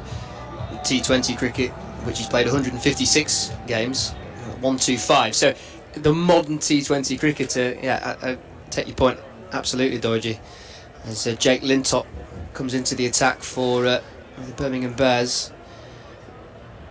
His left arm over leg break, and that one's a loosener that just gives Masood the opportunity to get off strike, hit on the full, pulled away towards deep mid wicket for a single. Yeah, but again, he's a quality player, and he knows he could have put that anywhere on the park, and I think his body language after he struck it said exactly that. He'd missed an opportunity really by just pushing the one. Yeah. But it brings the better of the two batters in current form on strike. Adam Lythe there on 28, the Vikings 46 for 2. Spreadfield now outside the power play overs, and that one's just driven down towards Long On, who's in place for another single. Long Off also there, deep mid wicket, deep backward square leg, and there's a sweeper on the cover boundary for Masood also. Totally uninterrupted by weather, all the home fixtures on this ground this year. As that one is driven but not well timed, and Masood finds the fielder at short extra cover. Can't remember that. No, that's a very good point. It was threatened on Tuesday, didn't it, when we'd seen rain throughout the day, but actually because we got sunshine later on in the evening, we were able to play on time and fulfil the overs. Now Masood comes down the track and he heaves away that one towards Cow Corner. Think about 2, but they'll settle for a single. That's a more aggressive strike from Masood, who is on just 2 at the moment and struggling to up that strike rate, as we've already mentioned, after facing 5 deliveries. And there's a crowd catch there as Lythe, full delivery, drives it straight back to the bowler Lintop, and his white towel tucked into his trousers, flailing away as he walks back to his mark. The shadows growing longer here at Headingley, but the sunshine continues to beat down as Lythe just clips that one in towards mid-wicket, and the way that he just gently pushes off for a single. We'll see him keep the strike, and at the end of the 7th over, well, the Vikings are 49 for 2, current run rate 7, required rate 10.15. I think the big battle for Masood at the moment, as you've already outlined, Doiji, is striking at a rate that, well, first of all, is over 100, and second of all, is contributing consistently in this run chase. Yeah, I think the Bears have mixed it up pretty well with the ball so far. Jack Lintop, it was an interesting story, isn't it? And he's a canny bowler, 4 off his first over. We've already seen Glenn Maxwell bowl 2 previous overs, and he's coming back into the attack then at this Kirkstall Lane end for over number 8. Yorkshire supporters know all about Glenn from his time here. Also, he's been around the circuit, hasn't he, in Lancashire as well. 49 for 2. So Yorkshire effectively, if you like, about an over behind now. 55 for 2. Birmingham were after 7, but bearing in mind the scoring rate, they're sort of 6 balls behind now, I guess, because he just drilled that one straight back at Glenn Maxwell as Adam Lythe. Maxwell runs back to his mark, and he's in again, round the wicket, and aims this one down to the leg side of Lythe. Claps him on the pad, thigh pad maybe, something like that, but another dot ball. Long on and long off are out. Cow Corner is out, deep backward square leg is out. It's going to be either long on or Cow Corner who comes into play here. Mosley, it is from long on fields, and he just pushed the one there, Adam Lyons. So again, slim pickings from the first 3 deliveries here. Pressure just starting to wind up. Run rate has gone up towards 10.5 in terms of what is required. And Duckworth Lewis with those 2 wickets down on the board just gives you that indicator of where you'd like to be. 61 that says. 50 is up after 7.3. As Masood again can't get this away for runs, pushes it back up the pitch, and there's no run. Yeah, you can feel that pressure growing on Masood. He's chasing it now, and Maxwell's bowling really well here. And Masood steps back, draws the bat back, and tries to hammer it away, but doesn't get the timing right, and they come back for 2. Takes him on to 4, 52 for 2. 5.2 overs it took the Bears to get to 50. Yorkshire took 7.3. Just to give you a little indicator of where we're at, relatively speaking. Doesn't mean the results decided by that, but Yorkshire just under a little bit of pressure. As Masood steps away and cuts this one nicely. He's got plenty on this, and Jacob Bethel, I think, might have lost his footing as he tried to set about chasing that. Hasn't been able to recover quickly enough, and Masood's hit his first boundary. And the partnership now worth 24. Yorkshire 56 for 2 at the end of the 8th. Edged backward a square on the offside. Masood aiming for that area. He was aided by the fact that Bethel did slip, as you mentioned, Doige. But that will do him the world of good just to get that first boundary and just alleviate the pressure that will have been building on his shoulders. Not least the teams as well, as they look to try and chase down this victory target. That required rate still just a shade under 10.5, back to 7, 56 for 2. As Danny Briggs readies to come into the attack. So spin in the middle overs. Briggs left arm round to Lythe, who clips that off his hips through mid-wickets for a single to bring Masood on strike. Middlesex 81 without loss after 5.4. Steady on, steady on. It's a good wicket. Is it the oval? Yep. Yeah, the under which is the short boundary. Masood on 8, left arm over from Briggs. That one's heaved away by Masood, and through Cow Corner it races to the boundary for 4 runs, 1 bounce, and Shah Masood just opening up the shoulders now, freeing the arms. Yep, good to see. He's feeling the pressure, I think, as he pretty much admitted the other night. He knows he's not been producing it, nor has he been, when he has produced anything, it's not been at the required rate really. So putting pressure on himself really. He's on to 12. Comes down the wicket this time, and again looks to hoik through Cow Corner. That's well fielded in the deep by Bethel. Will settle for 2. Good arm as well, actually. Rockets in, and so Masood now on the front foot with bat in hand, and that pressure must be heightened when you're the captain as well, because very difficult to drop your captain, isn't it? As Briggs again, left arm over, and that one is driven by Masood, and he's picked the gap on the offside beautifully. This is great stuff now from the Vikings captain, who's just found his feet in this innings and just seems to be now refinding his form. Another boundary, he's on to 18, 67 for 2 of the Vikings. Yeah, Shan Masood 2 in the defeat the other night, 13 against his old club Derbyshire prior to that. Didn't bat in the win against Leicestershire here, and 4 off 3 deliveries against Worcestershire, so it's not been big, has it, the returns in recent matches? Change of angle from Briggs coming around once again, and that one's just dropped into the onside for a single by Masood. I'm enthralled to know what's happening at the Oval now as well, given what's going on. That is remarkable. What a chase that's begun. So Lythe on strike, 32 to his name.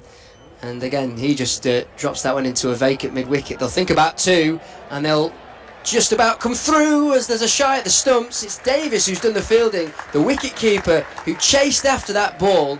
That's why the 2 was on. But I think he may have found a direct hit. Lythe was home. Brilliant bit of work there from the keeper. 70 for 2 at the end of the 11th. Yeah, good cricket all round. So, end of the 11th, end of the 9th. Going to say, yeah. You worried me then, because I thought I'd missed worried myself. A couple of overs worth of stats. 14 off the over was a good return, the best return, or equal the best return so far in the innings for Yorkshire. Good evening to you, DR, who's sent us a picture of a previous night out in the Royal Oak with Dizzy involved, and Callie, of course, as well. And thanks for your comments as well to you, Lee Arnold. That was apparently taken after a 6-mile charity walk around Wedderby. That was referred to earlier today, wasn't it, Callie? Sorry, 6K, it's DT. Callie sort of do about 350 yards and then disappear down for a cup of tea or something. That was the suggestion, wasn't it, from Dizzy, I think. So change of bowling. And we're going to have a change in the comp box. So I think I'll put DT into bat for a few overs with Jamie. Make him earn his pint tonight, or whatever it is. We've earned enough. We've heard enough from you, Doyle, to be fair. Let's get DT in 70 for 2. Task DT with oval watch as well. That's remarkable, isn't it? We thought Middlesex were getting a pasting, and now they're really flying. Mosley to bowl his first over from the Kirkstall Lane end, and that one's just dropped through mid-wicket by Masood, who all of a sudden just looks a lot more organised at the crease after those boundaries. Yeah, he's just starting to flow a little bit, isn't he? And he had that 4-2-4 in the previous over. And he'll be feeling better, and he'll be thinking, I'm contributing. Yeah. One's on the board. He's on to 20, live now facing on 34. That was driven firmly towards short extra cover, who fields well, dot ball. The situation where Lythe is, you almost have to sort of target the short fielder, because if you pass him, then you've got a good chance of the boundary. To open up the offside, and it's caught. That's short third. It was Mosley who just angled it towards off stump, trying to protect that short boundary on the leg side. Lythe looked to then try and beat the fielders inside the circle on the off, and he's picked out short third, and a big wicket goes as Adam Lythe is back in the hutch. 34 to his name from 32 deliveries, which just goes to show that it's been difficult for him to really get going in this innings. 4 4s and 1 6. Now Johnny Tattersall will join Sham Masood out in the middle. Yeah, he had his chances early on, didn't he, Lythe? He's dropped off consecutive balls, not difficult chances. That was an even easier one, just Chris Wokes moving, 2 or 3 steps to his right, taking it maybe chest high, a couple of hands to it, no problem. And that's disappointing from a Vikings viewpoint, because they're a little bit behind. They're a little bit behind where they should be if they're going to win this game. But they did have that platform, and if Lythe's capable of a couple of big overs, the big overs that put you in front of the game, and he's gone, making his weary way back. Yeah. Rather disappointed to get out in that manner, I think. So 71 for 3 now, and more on the shoulders of Sham Masood. Well, that's exactly it now, isn't it? I mean, we've said so often throughout this Blast campaign that it's really been on one of either Lythe or Milan to stick around throughout the innings. Both now gone, so that will fall to Masood as Tattersall clips that off his hips to get off the mark with a single, fielded at square leg. So now the pressure is on Masood to be the experienced batter in this lineup, to be the man who stays around, who sticks around if the Vikings are to be successful in this run chase. 72 for 3, Masood there on 20. That one's gone right through him there. There's an appeal for caught behind, but gone over the top. Mosley there was appealing for LB or caught behind from Davis. He was interested, appealing to the umpire as we see a replay on the stream. Back of a length, it just it's past leg stuff through Masood, and he rather aerially cuts that one towards point. It's fielded by Bethel, single taken. 73 for 3 at the end of the 10th halfway mark. The Bears were 92 for 1, Vikings 73 for 3, so 19 shy at the halfway stage. DT, you've got your phone in your hand, that can only mean one thing.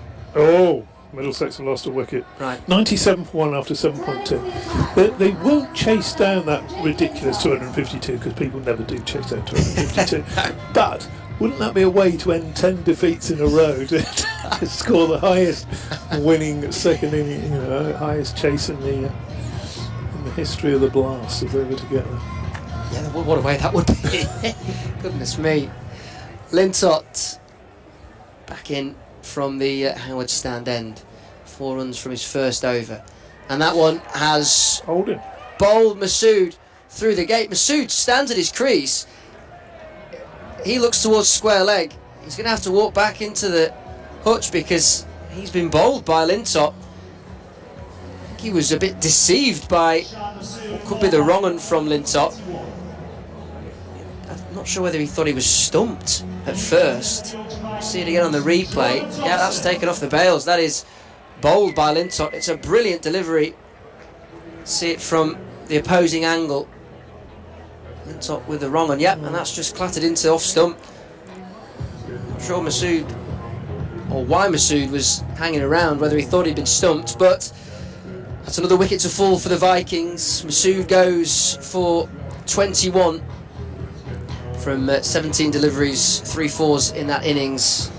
Jordan Thompson's out in the middle with Johnny Tattersall, and all of a sudden this Vikings run chase is starting to get away from them. Yeah, the one thing you don't want when you're chasing a relatively big total like 180 is to lose both your settled batsmen. Johnny Tats has faced 1 ball, I think, and the man who makes things happen, according to Doidge, Jordan Thompson out there to join him. But you'd rather there was someone at the other end who was on sort of 15 or 20 and it was just starting to flow. But good delivery, but didn't turn a great deal, did it? Turned enough. That's all it needed to do. Bit of a wrong one as Lintop in towards Thompson with that notorious open stance, and on the back foot he punches that one down the ground towards long on to get off the mark with a single. If you took Who are you calling a bit of a wrong one? Not you. Oh. Okay. Crucially. But the point that you made there is absolutely valid, because if you look at the Bears scorecard in contrast, Yates was there until the very final delivery of the innings, there on 66. Yes, off 51, not the quickest of strike rates, but he was there, and whilst wickets were falling around him, he maintained his wicket throughout. Tattersall facing Lintop. It was a loose delivery there, and an opportunity missed by Tattersall, who was looking to sweep. He found the fielder at short, fine leg. Dot ball. Pressure mounting now on the Yorkshire Vikings. That required rate creeping up towards 11.5. It's flicked through mid-wicket by Tattersall, and long on comes round to do the fielding. Single taken. Not sure Johnny Tats has ever run a single. He always runs 1 1/4 singles, doesn't he? It's easy. He always turns and comes back a couple of paces. He sets off for 2 when every day of the week it's going to be a single.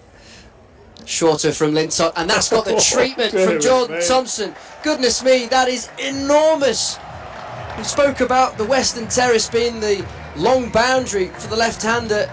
Well, he's taken that out of the equation. That's gone about 5 or 6 rows back. That's an enormous strike. Yes, short, but absolutely smashed out the park. I don't know about 5 or 6 rows. I think he's gone even further back than that, isn't it? Where's that disappeared to? It's a ridiculous shot. Enormous shot. A few more of those from Jordan Thompson will do the Vikings the world of good. Just the second 6 of this innings. Make that another one. Thompson's gone for it again, and it's the same result. Another 6. Back-to-back maximums from Jordan Thompson to just give this Vikings run chase the impetus it maybe needs. Yeah, that was the second. If it's possible to say, when you hit a 6 to the longest boundary on the ground, he didn't quite get hold of the second one, did he? Well, but it's cleared the ropes. It was safe. There was no fielder there. But that first row, I mean, you said 5 or 6 rows back. Did you actually see it that? I think it went further back than that. Yeah. It might have been more. Yeah, I think you might be right. Extraordinary shot.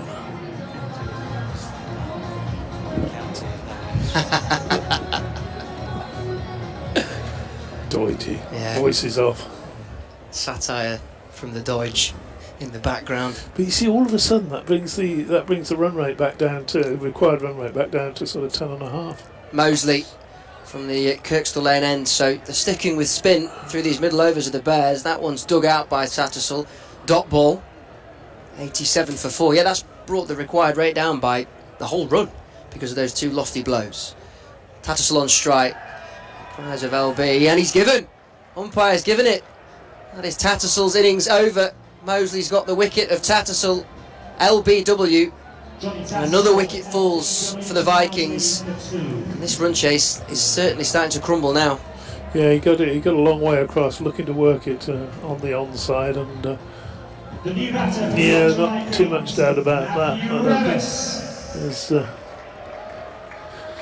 he missed that when it wasn't going over the top, and I just think that was probably clattering into leg stump. At the very worst, it was clipping leg stump, so we can't blame the umpire in any way for that one. No, that looked... Now Matthew Revis, he can hit a long ball, but you feel with Revis this is a little bit too far out for him. 87 for 5. If he was coming in with them needing 50 off 5, maybe you would have that much more confidence. But it's a long way, isn't it? It's still needing another 94 runs. And I guess that's the problem that Jonathan was outlining earlier on in the innings, that if those big players, those experienced players at the top of the order go, yes, David Visa still to come, but it exposes the inexperience within this batting order in terms of chasing down victory targets. And I can't say it's any surprise actually that the Bears, when winning the toss, chose to bat, because they may have felt in their planning that this was an opportunity for them, and it's certainly showing here. Revis now on strike, facing Mosley, who's just got the wicket of Tattersall, back of a length, and that one's punched back down the ground. I'll tell you what, long on for a single. Struck that nicely, didn't he, for first? Straight out the middle of the bat. You could hear it from up here. So Thompson on 13 after those successive sixes in the previous over, and that short boundary now is on his onside, so there'll be a wider line you'd expect from Mosley, who'll be conscious of that.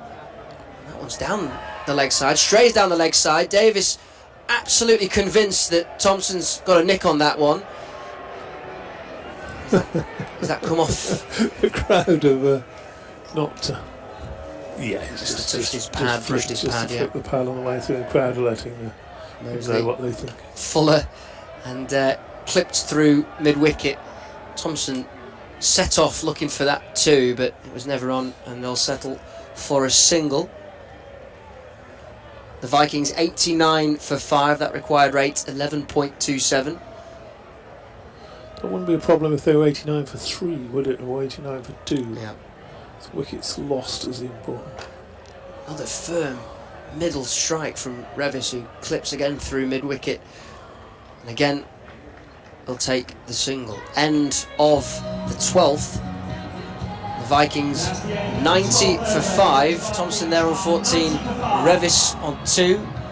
And another change in the do we have to make this change in this com box? I've just told DT to sling his hook. We need to get another oval. He's not even brought us a coffee tonight, Jamie. I've just been looking. Middlesex 121 for 1 after 9.2. Wow, I tell you what, they're on having a go, aren't they? They're really having a great go there. But if they lose 2 or 3 quickies, of course, it could all get derailed, couldn't it? So we're going to see a change of bowling from the Howard stand end. Matthew Revis is on strike, and it looks as though it is Henry Brooks who's coming back into the attack. That is the case for over number 13, running towards our commentary position.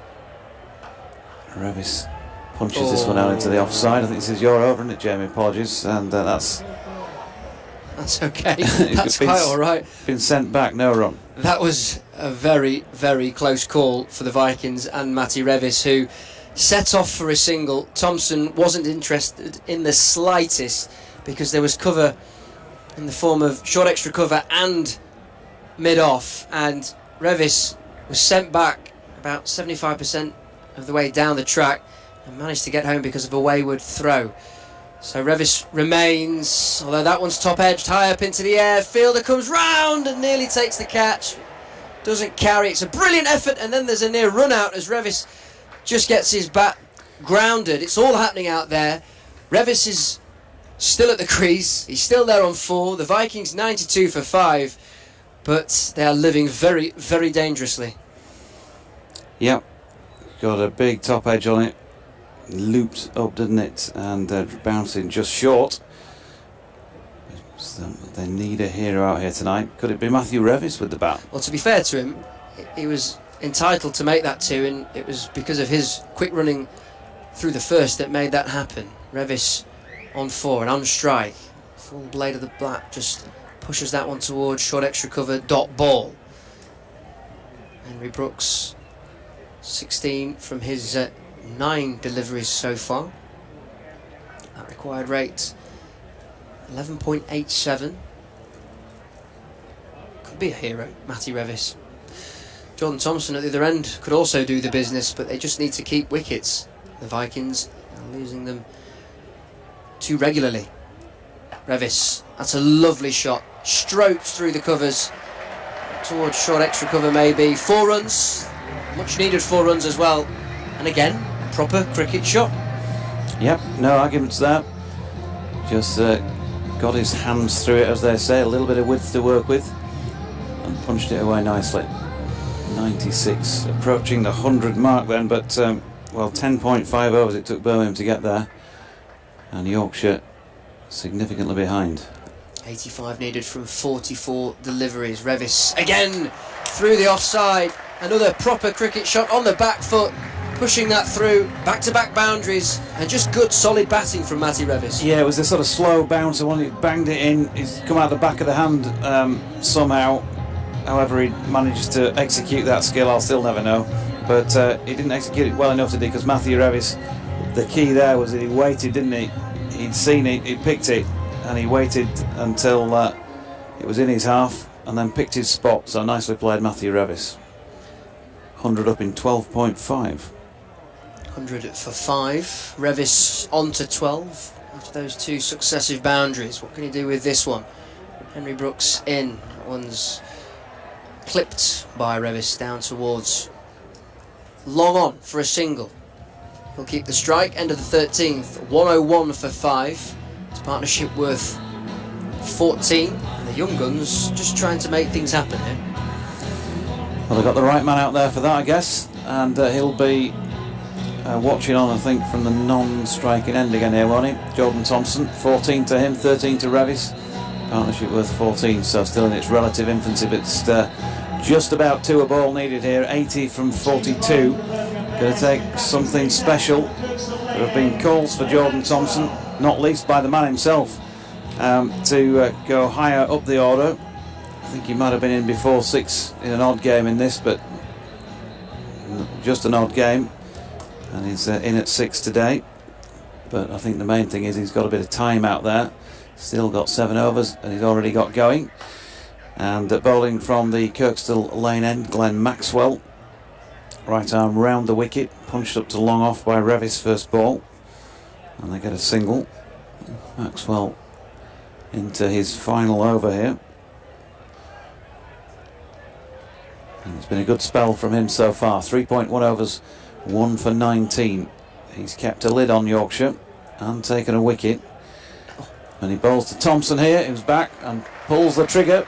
One bounce, didn't quite get a hold of it, as we know JT can, but it was still powered away strongly enough to easily make it to the mid-wicket boundary for 4. You've got the treatment, that one too short when you're trying to protect that short side boundary from Maxwell. He picked the length really well, Thompson.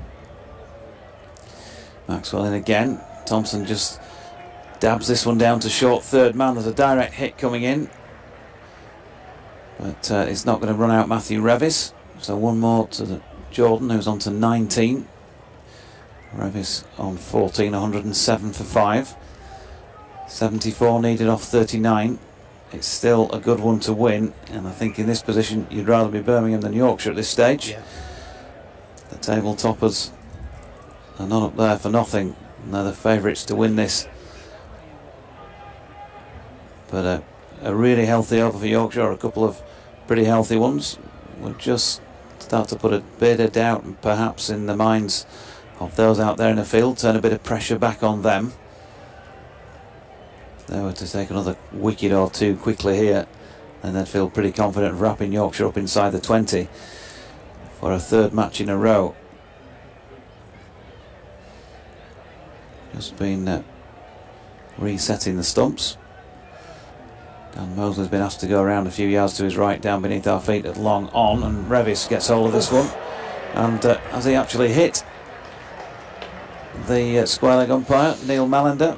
I think that's some good work from the square leg umpire. He's got out of the way of that really well. And he timed it well, didn't he, round the corner and got it bang on square.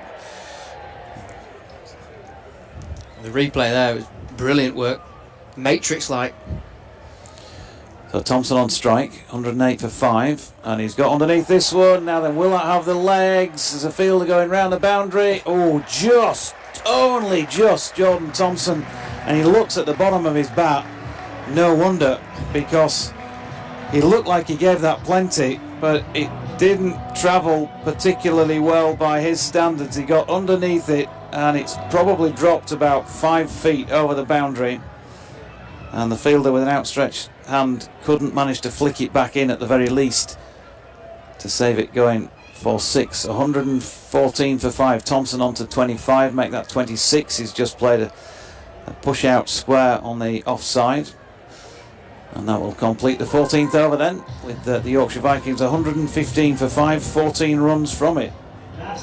With the standard of the modern day fielder, if that was just a fraction shorter from Thompson, you back the fielders to combine and do what Visa and Masu did only a week or so ago here at Headingley, but thankfully across the boundary rope, 6 runs.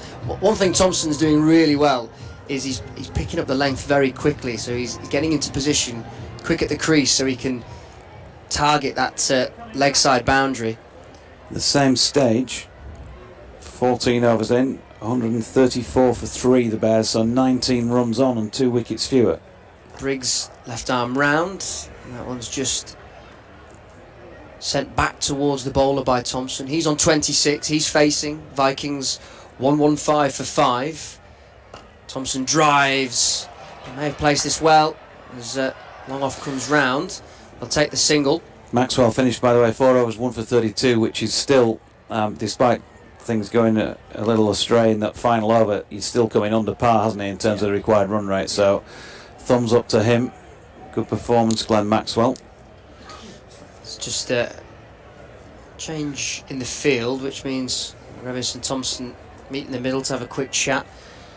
The right-handed Revis on strike now, deep backward square leg, cow corner, long on, long off, and a sweep on the cover boundary as Briggs left arm round, and that one's driven by Revis out towards long off for a single. Oval update. That's what you're going to tell me. No, Maxwell with his... I was going to say Maxwell 21 off 10 deliveries as well, so he's had an influence in this match. I suppose a bit franchise cricketer, a bit like DT, franchise commentator, turns up for a quick 4 over stint for Briggs huge to money Thompson, who edges that to short third, and they will get a single. So rotating the strike.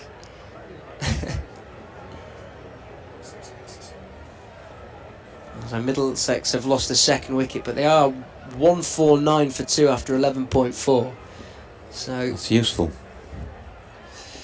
Revis slog sweeps, and he gets 4 runs, square on the leg side. I think there's a nod of appreciation to Briggs, or by Briggs there, towards Revis, who did really well, leaning out of his crease to meet the pitch of that delivery. It's a clever shot, and he's been successful. 4 runs. Yep, 20 off Briggs from 11 deliveries, so he's going at the sort of rate that Yorkshire need. Revis raises his bat high and on the full, drives that one down towards long on, and he will keep the strike. So end of the 15th, the Vikings are 1, 2, 3 for 5, partnership worth 36. Revis on 21, Thompson on 27. That required rate still just over 11.5, but Yorkshire's run rate has gone over 8. Forever Dormo, good evening to you, says, do you get commission every time the phrase Jordan Thompson, the man who makes things happen, is spoken? Don't tell me you failed to copyright it. I did, I'm afraid. Change of bowling for the Birmingham Bears. Into the attack of the coastal lane end, Dan Mousley.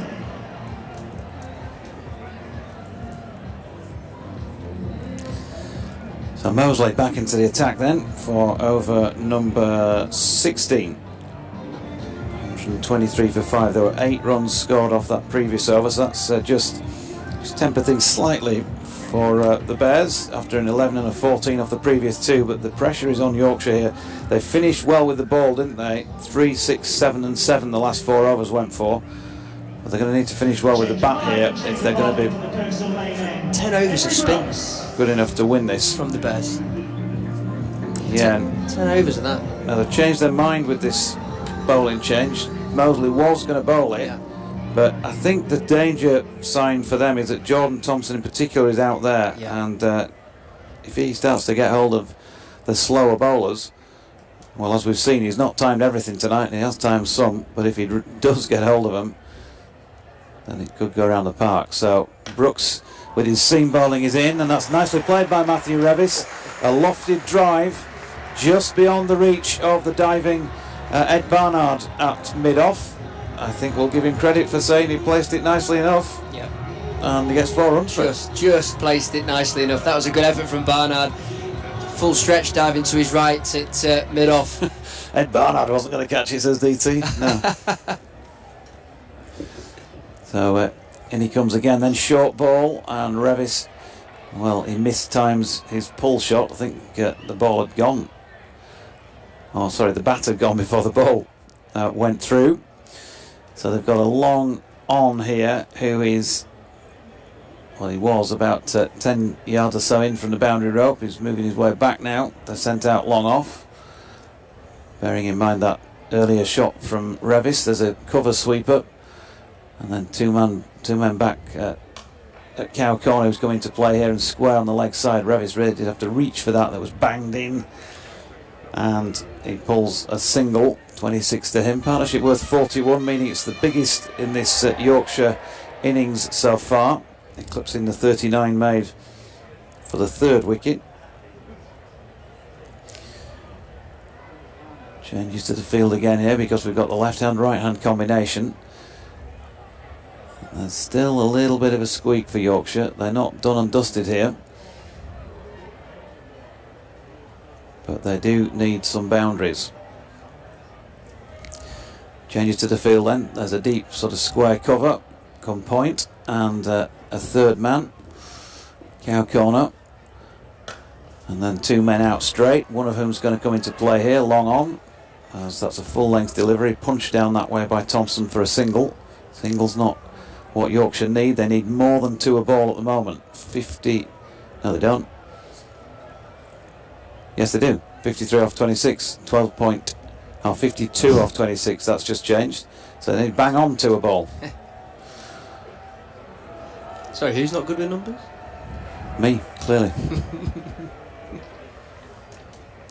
Which is weird because I always was when I was younger. As Brooks is in and Revis steps away outside a leg stump and cuts that, and they pick up 1 run. I had to get that in, I'm sorry. I guess when you do them when you're younger, there's only 30 people in your classroom, isn't there? Not the millions of listeners that we have on the BBC Sport website app and viewers on the Yorkshire stream, Jamie. Absolutely. Absolutely. Billions, I think. There was the latest figure that DT was talking about when he came in earlier. Here's Brooks, bowling to Jordan Thompson, wide Yorker, well executed wide Yorker, and JT can't get his bat on that.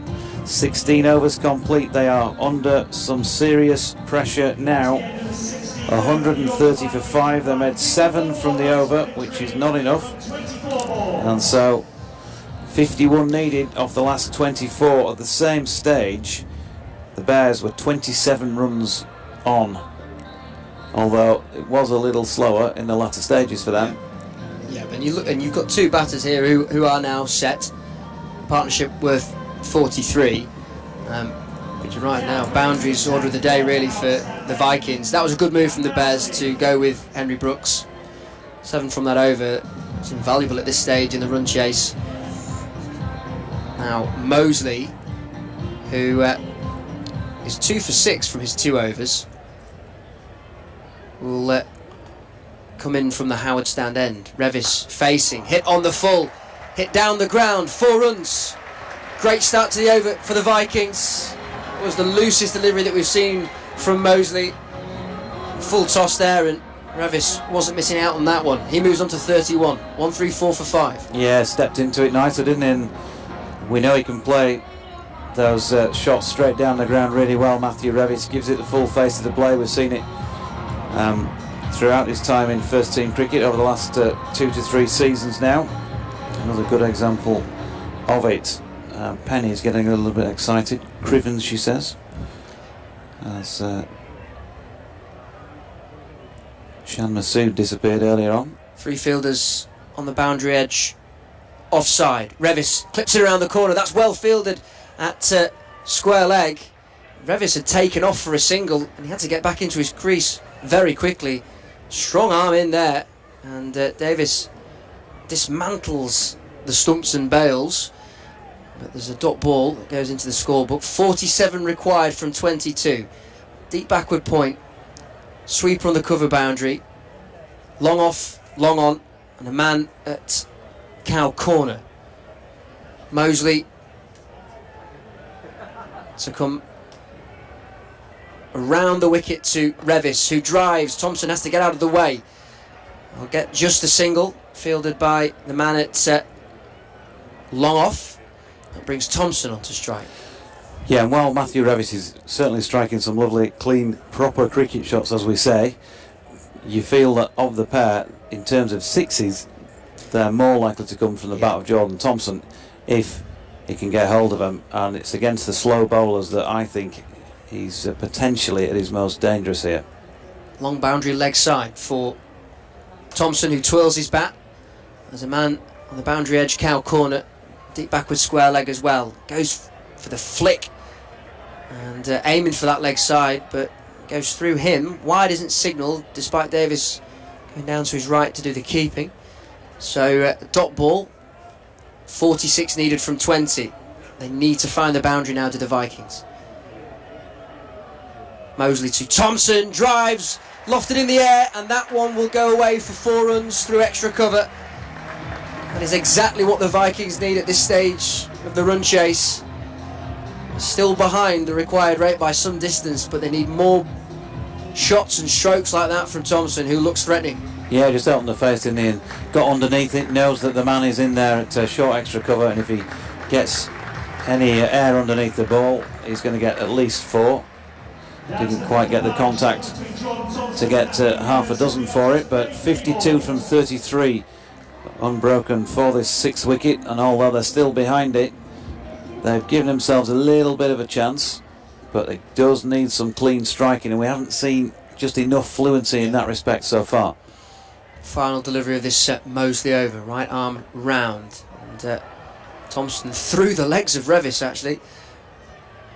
Chips it down towards long on for a single, so he'll kick the strike. End of the 17th. The Vikings are 140 for 5, 41 needed from 18. It isn't likely, but it's not impossible. It's not. 61 off the last 4 against Yorkshire not so long ago, 67 off the last 4 as well not so long ago, so they've conceded those sort of runs, so who's to say they can't strike them themselves, but it's going to take something a bit special. And hats off to Dan Mosley, who's bowled a really good spell here for the Bears. 3 overs, 2 for 16 so far, and you'd think that you might be seeing another one potentially from him before the end, maybe the 19th. We'll see. We'll see. Big call. Chris Wokes is coming on for this over at the Kirkstall Lane end. Henry Brooks still has 1 over to complete his set, but they're going to need somebody else to bowl one of the last 3 overs. So before you start pursing your lips, you two, and saying silly boy, somebody who's bowling slowly will be bowling one of these last 3 overs. Yeah, I mean, it makes sense that it'll be from the Howard stand end, because it's Thompson who's looked to pull into the leg side. That'll be the longer boundary for him. Wokes then. His final over. It's short of length, wide of off stump. Thompson doesn't get a good contact, but he almost pulls his arms out of his sockets trying to reach it. And I think that would have been it would have been wided for that had he left it. Probably would have been. I don't think he stepped out too far outside leg stump, did he? Anyway, makes no difference because he played it and he picked up 1. 34 to him And Revis on 32, 54 this partnership. Short fine leg has gone back to the boundary. Long off has come up inside the circle. So I'm going to see some short stuff here from Chris Wokes, or is this a double bluff? Let's see. Here he comes, the England seamer. Short ball. Revis has got right underneath that. This is a catching chance for deep backward square leg, and he readjusts really well and takes a good catch. Jacob Bethel, the man who does so. And that is the end of Matthew Revis and the end of Yorkshire's most fruitful partnership of the evening. Can't really have a pop at Matthew Revis for that. It's got to go, hasn't it, at this stage? And he made 32 off 21. One of his better contributions with the bat in this competition this season. Yeah, well set plan from the Bears there. Had a deep leg side field set, so you're expecting some short stuff, but as you say, with the game situation, Doidge, Revis had to go for it. He had to go for the big stuff. Top edged it high up into the air with the pace of Wokes. It was a difficult catch in the end, and Bethel did really well to readjust in the deep. David Wiese out now for the Vikings. We know of the experience that he possesses, but we also know, and as we've seen in this year's Blast, that it takes him a little bit of time to get going. He doesn't have that time now available to him. He has to get going straight away. 40 needed from 16. Yep, he's put in some really good contributions in this competition, both with bat and ball. Batting wise, Doidge, the Oval. Have a look at that score. At the Oval, Surrey Middlesex. Surrey, reminder, made 252 for 7 in their 20 overs. Middlesex 198 for 2 after 14.3, needing 55 off 5.3. They should breeze that. Yeah, wow. That's incredible. Are they? What are they playing on the M25?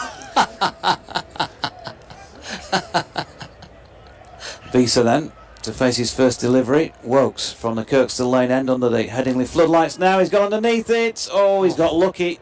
Oh. He made no sort of decent connection with that. Somewhere down towards the bottom of the bat, I think, giving himself some room. And he lobbed it up into no man's land. Fielders converging on it from all over LS6, but nobody could get their hands on it. And in Wokes comes again then. Another ball chewed up. Ball short of length through Wiese. Another dot. Run rate now goes up 17.14. 40 needed from 14. And there you go. The loss of a wicket at that stage. David Wiese, we know he can whack it out of the park, but he probably needs a little bit more time than he's been allowed here. Yeah. The last 5 or 6 overs possibly would have been ideal. It looks like he's trying to play on the front foot, but Wokes is bowling back of a length and forcing the issue. Wokes to Wiese again. Steps away, opens the face, gets it down to third man for 1 run. Not enough at this moment in time because there are now 39 needed from 13. I reckon that's 3 a ball. Yeah. Indeed, compliments me on the math there, thank you. Thompson's got thank you very much. 1 delivery in this over. He's got to go for a maximum. He's a better batter of the 2 out there in the middle right now. Does he try and keep the strike? That's a risk in itself. I think you should try and hit a 5 off this, don't you? Yeah, there you go. That's it. Hit a 5 or 7. Steady. Wokes to Thompson, misses. A big swish wide of off stump. Really well bowled by Chris Wokes. You've got to say that. That is a magnificent effort. 4 overs, 2 for 22 in anyone's book. And that's why he's played so much international cricket. Absolutely, that Doidge. I was about to say that's the value of having an international bowler like Chris Wokes. It was the well set fields, the plans that were devised, the way to get Revis out, to break the partnership, and then to keep the fresh batter in Wiese on strike. It's brilliant death bowling from Chris Wokes, who finishes with 2 for 22, as you say, from his 4 overs in this game. We are going to have to see 1 more over of spin, but now with Revis back in the hutch, we've got the fresh Wiese on strike. This is an ideal situation for the Bears, and really now the Vikings have got an almighty climb to achieve. Look at that differential. 166 were the Bears. The Vikings 142 at this stage. Penultimate over, 39 needed from 12. Going to take some effort now from the Vikings. Fisa on one. Appeals go up for LBW. They scamper through for a single. It's Mosley who's continuing to complete his 4. He must have got a touch from the bat yet, because leg byes haven't been signalled by the umpire. So it was a full delivery right up at his toes. And now Thompson is on strike. Yorkshire's really last chance in threatening for victory. Mosley to Thompson, who goes big, goes long. He hasn't got the distance for a 6, and it's an absolute beauty. What a catch that is in the deep at long on. Goodness gracious me. That is a worldie of a catch to dismiss Jordan Thompson. It was going to have to take something special to send him back. That is outstanding work in the field. Mosley gets the wicket as we watch a replay.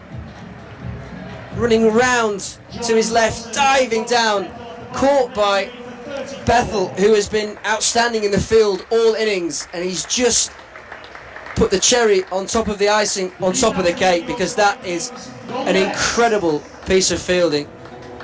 Brilliant. Outstanding. You're not going to see a better catch than that. I don't think you're going to see a better catch than that watching a game of cricket. That is monumental in catching terms. One-handed, the ground he covered to catch it and then to keep hold of it as he hit the deck. That is out of this world. Fantastic catch. Just witnessed something absolutely incredible. You didn't back him in the slightest because of the difficulty. I was in my head thinking, well, he hasn't got the distance, he won't go for 6, but he'll get 4 runs, and then it just stuck in that reaching left hand.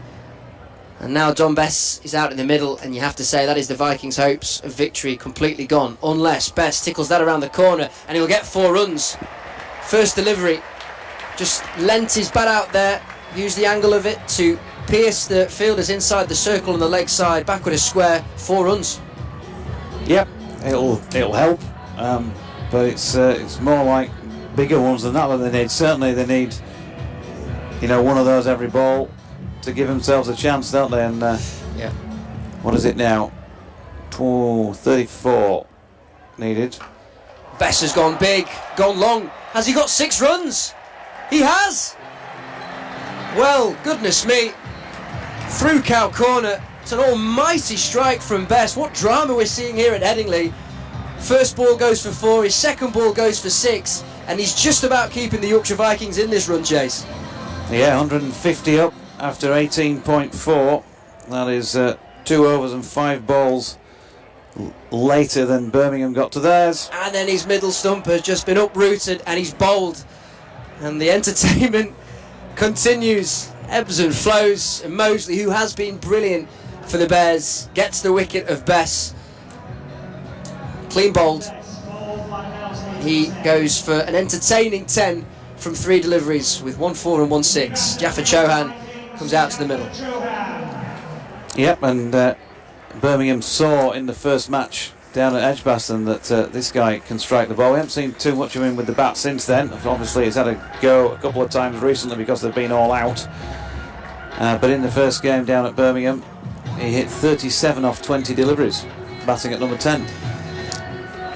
Well, as I said earlier, it's quite unlikely, but it's not impossible. The required rate is 24, so in simple terms, they need 28 from 7 deliveries. Got there in the end. Chauhan. Great maths. Heaves that one through towards deep mid-wicket. He'll get just the single and he'll keep the strike.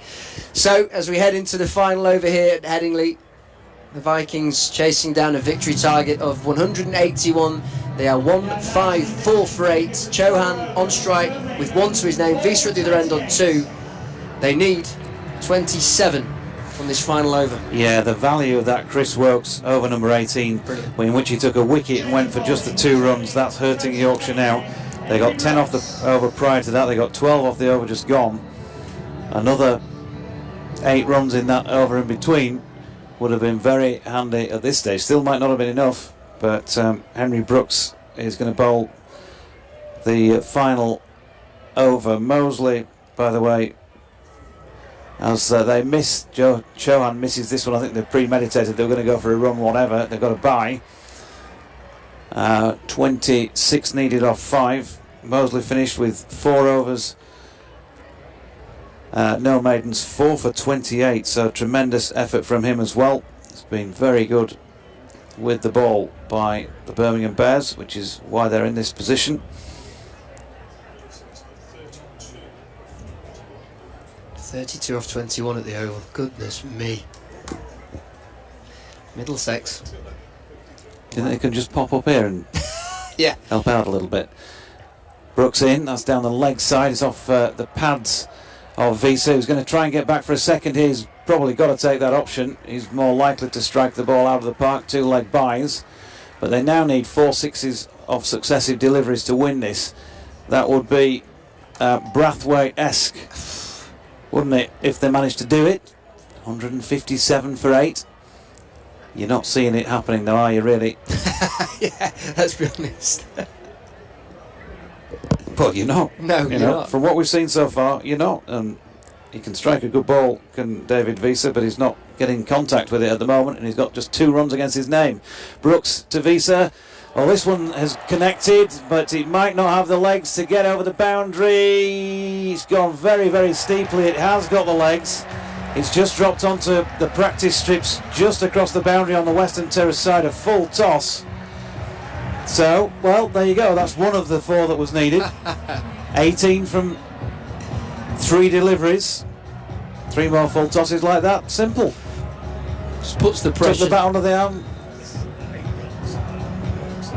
Yeah, that, as DT's saying, the 8 runs that they missed, if you like, from getting a 10 off the Wokes over, invaluable as far as the Bears are concerned. 18 needed off 3. Brooks in. No. Visa's got hold of it.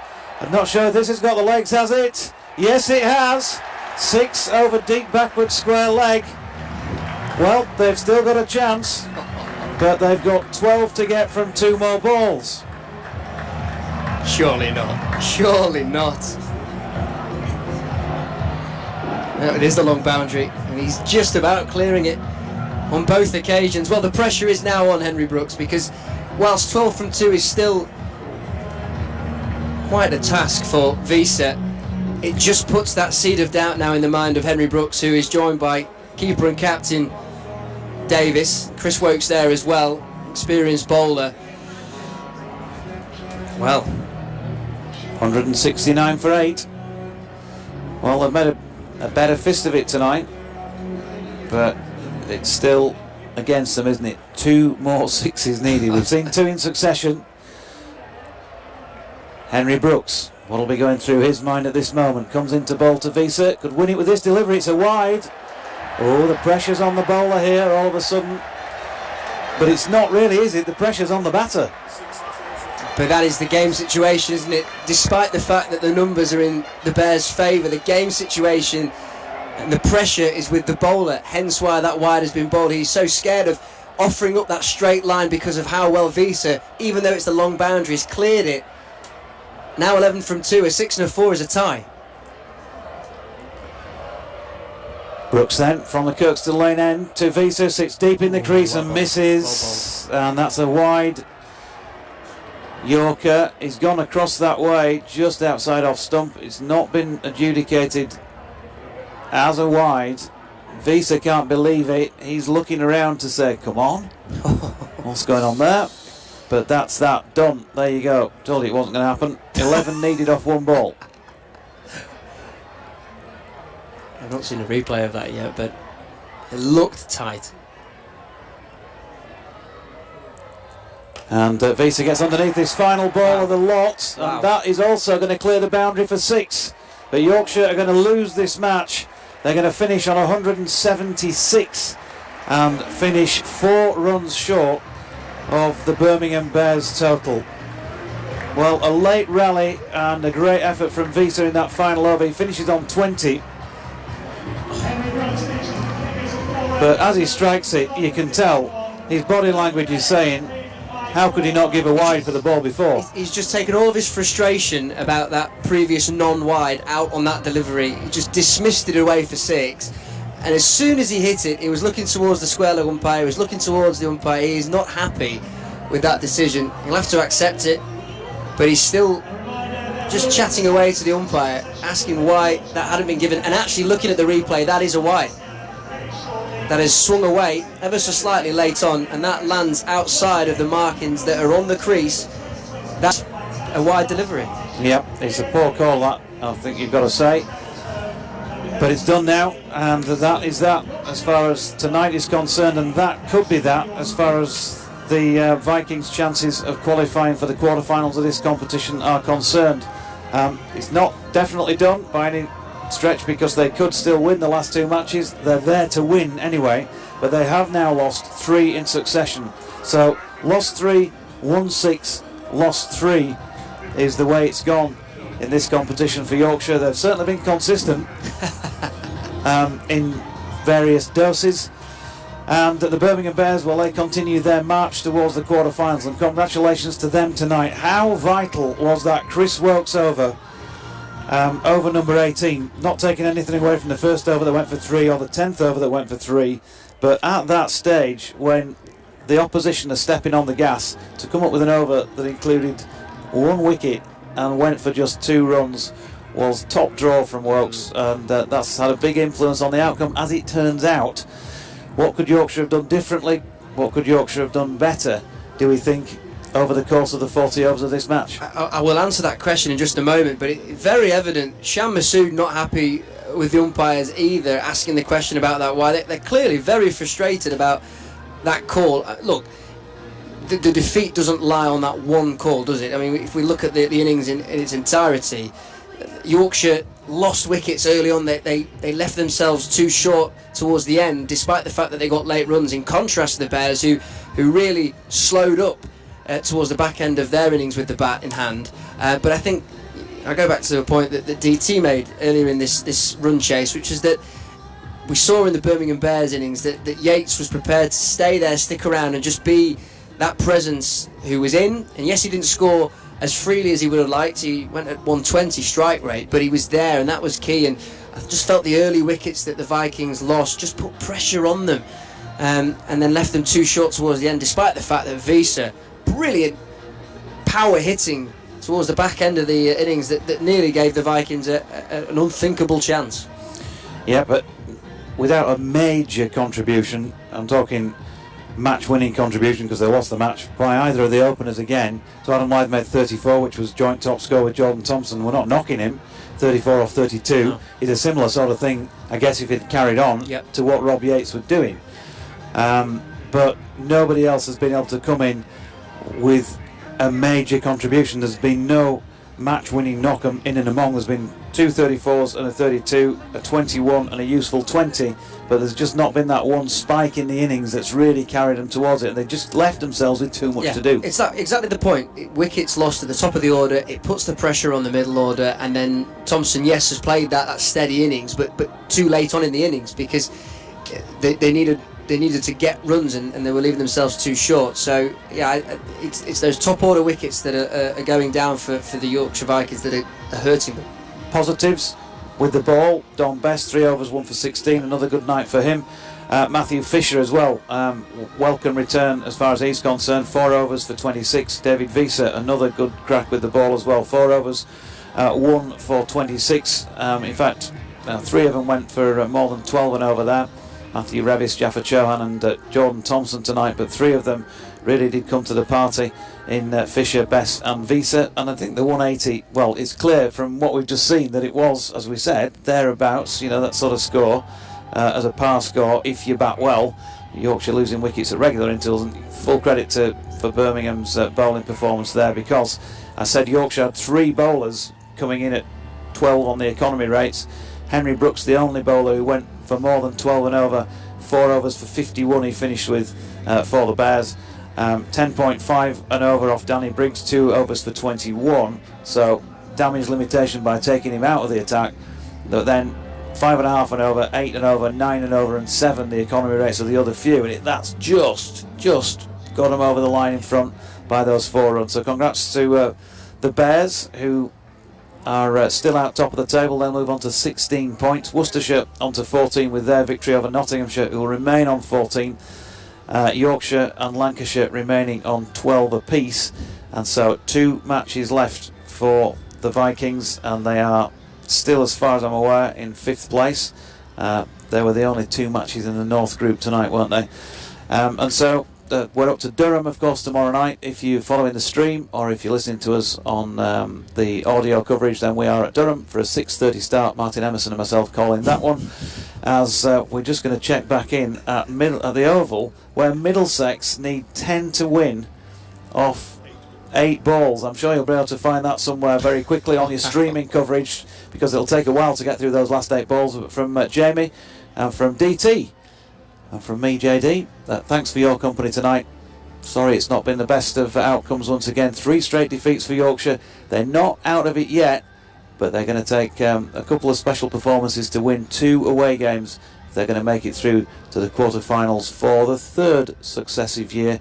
From us here at Headingley tonight, thanks for your company, and we'll see you tomorrow.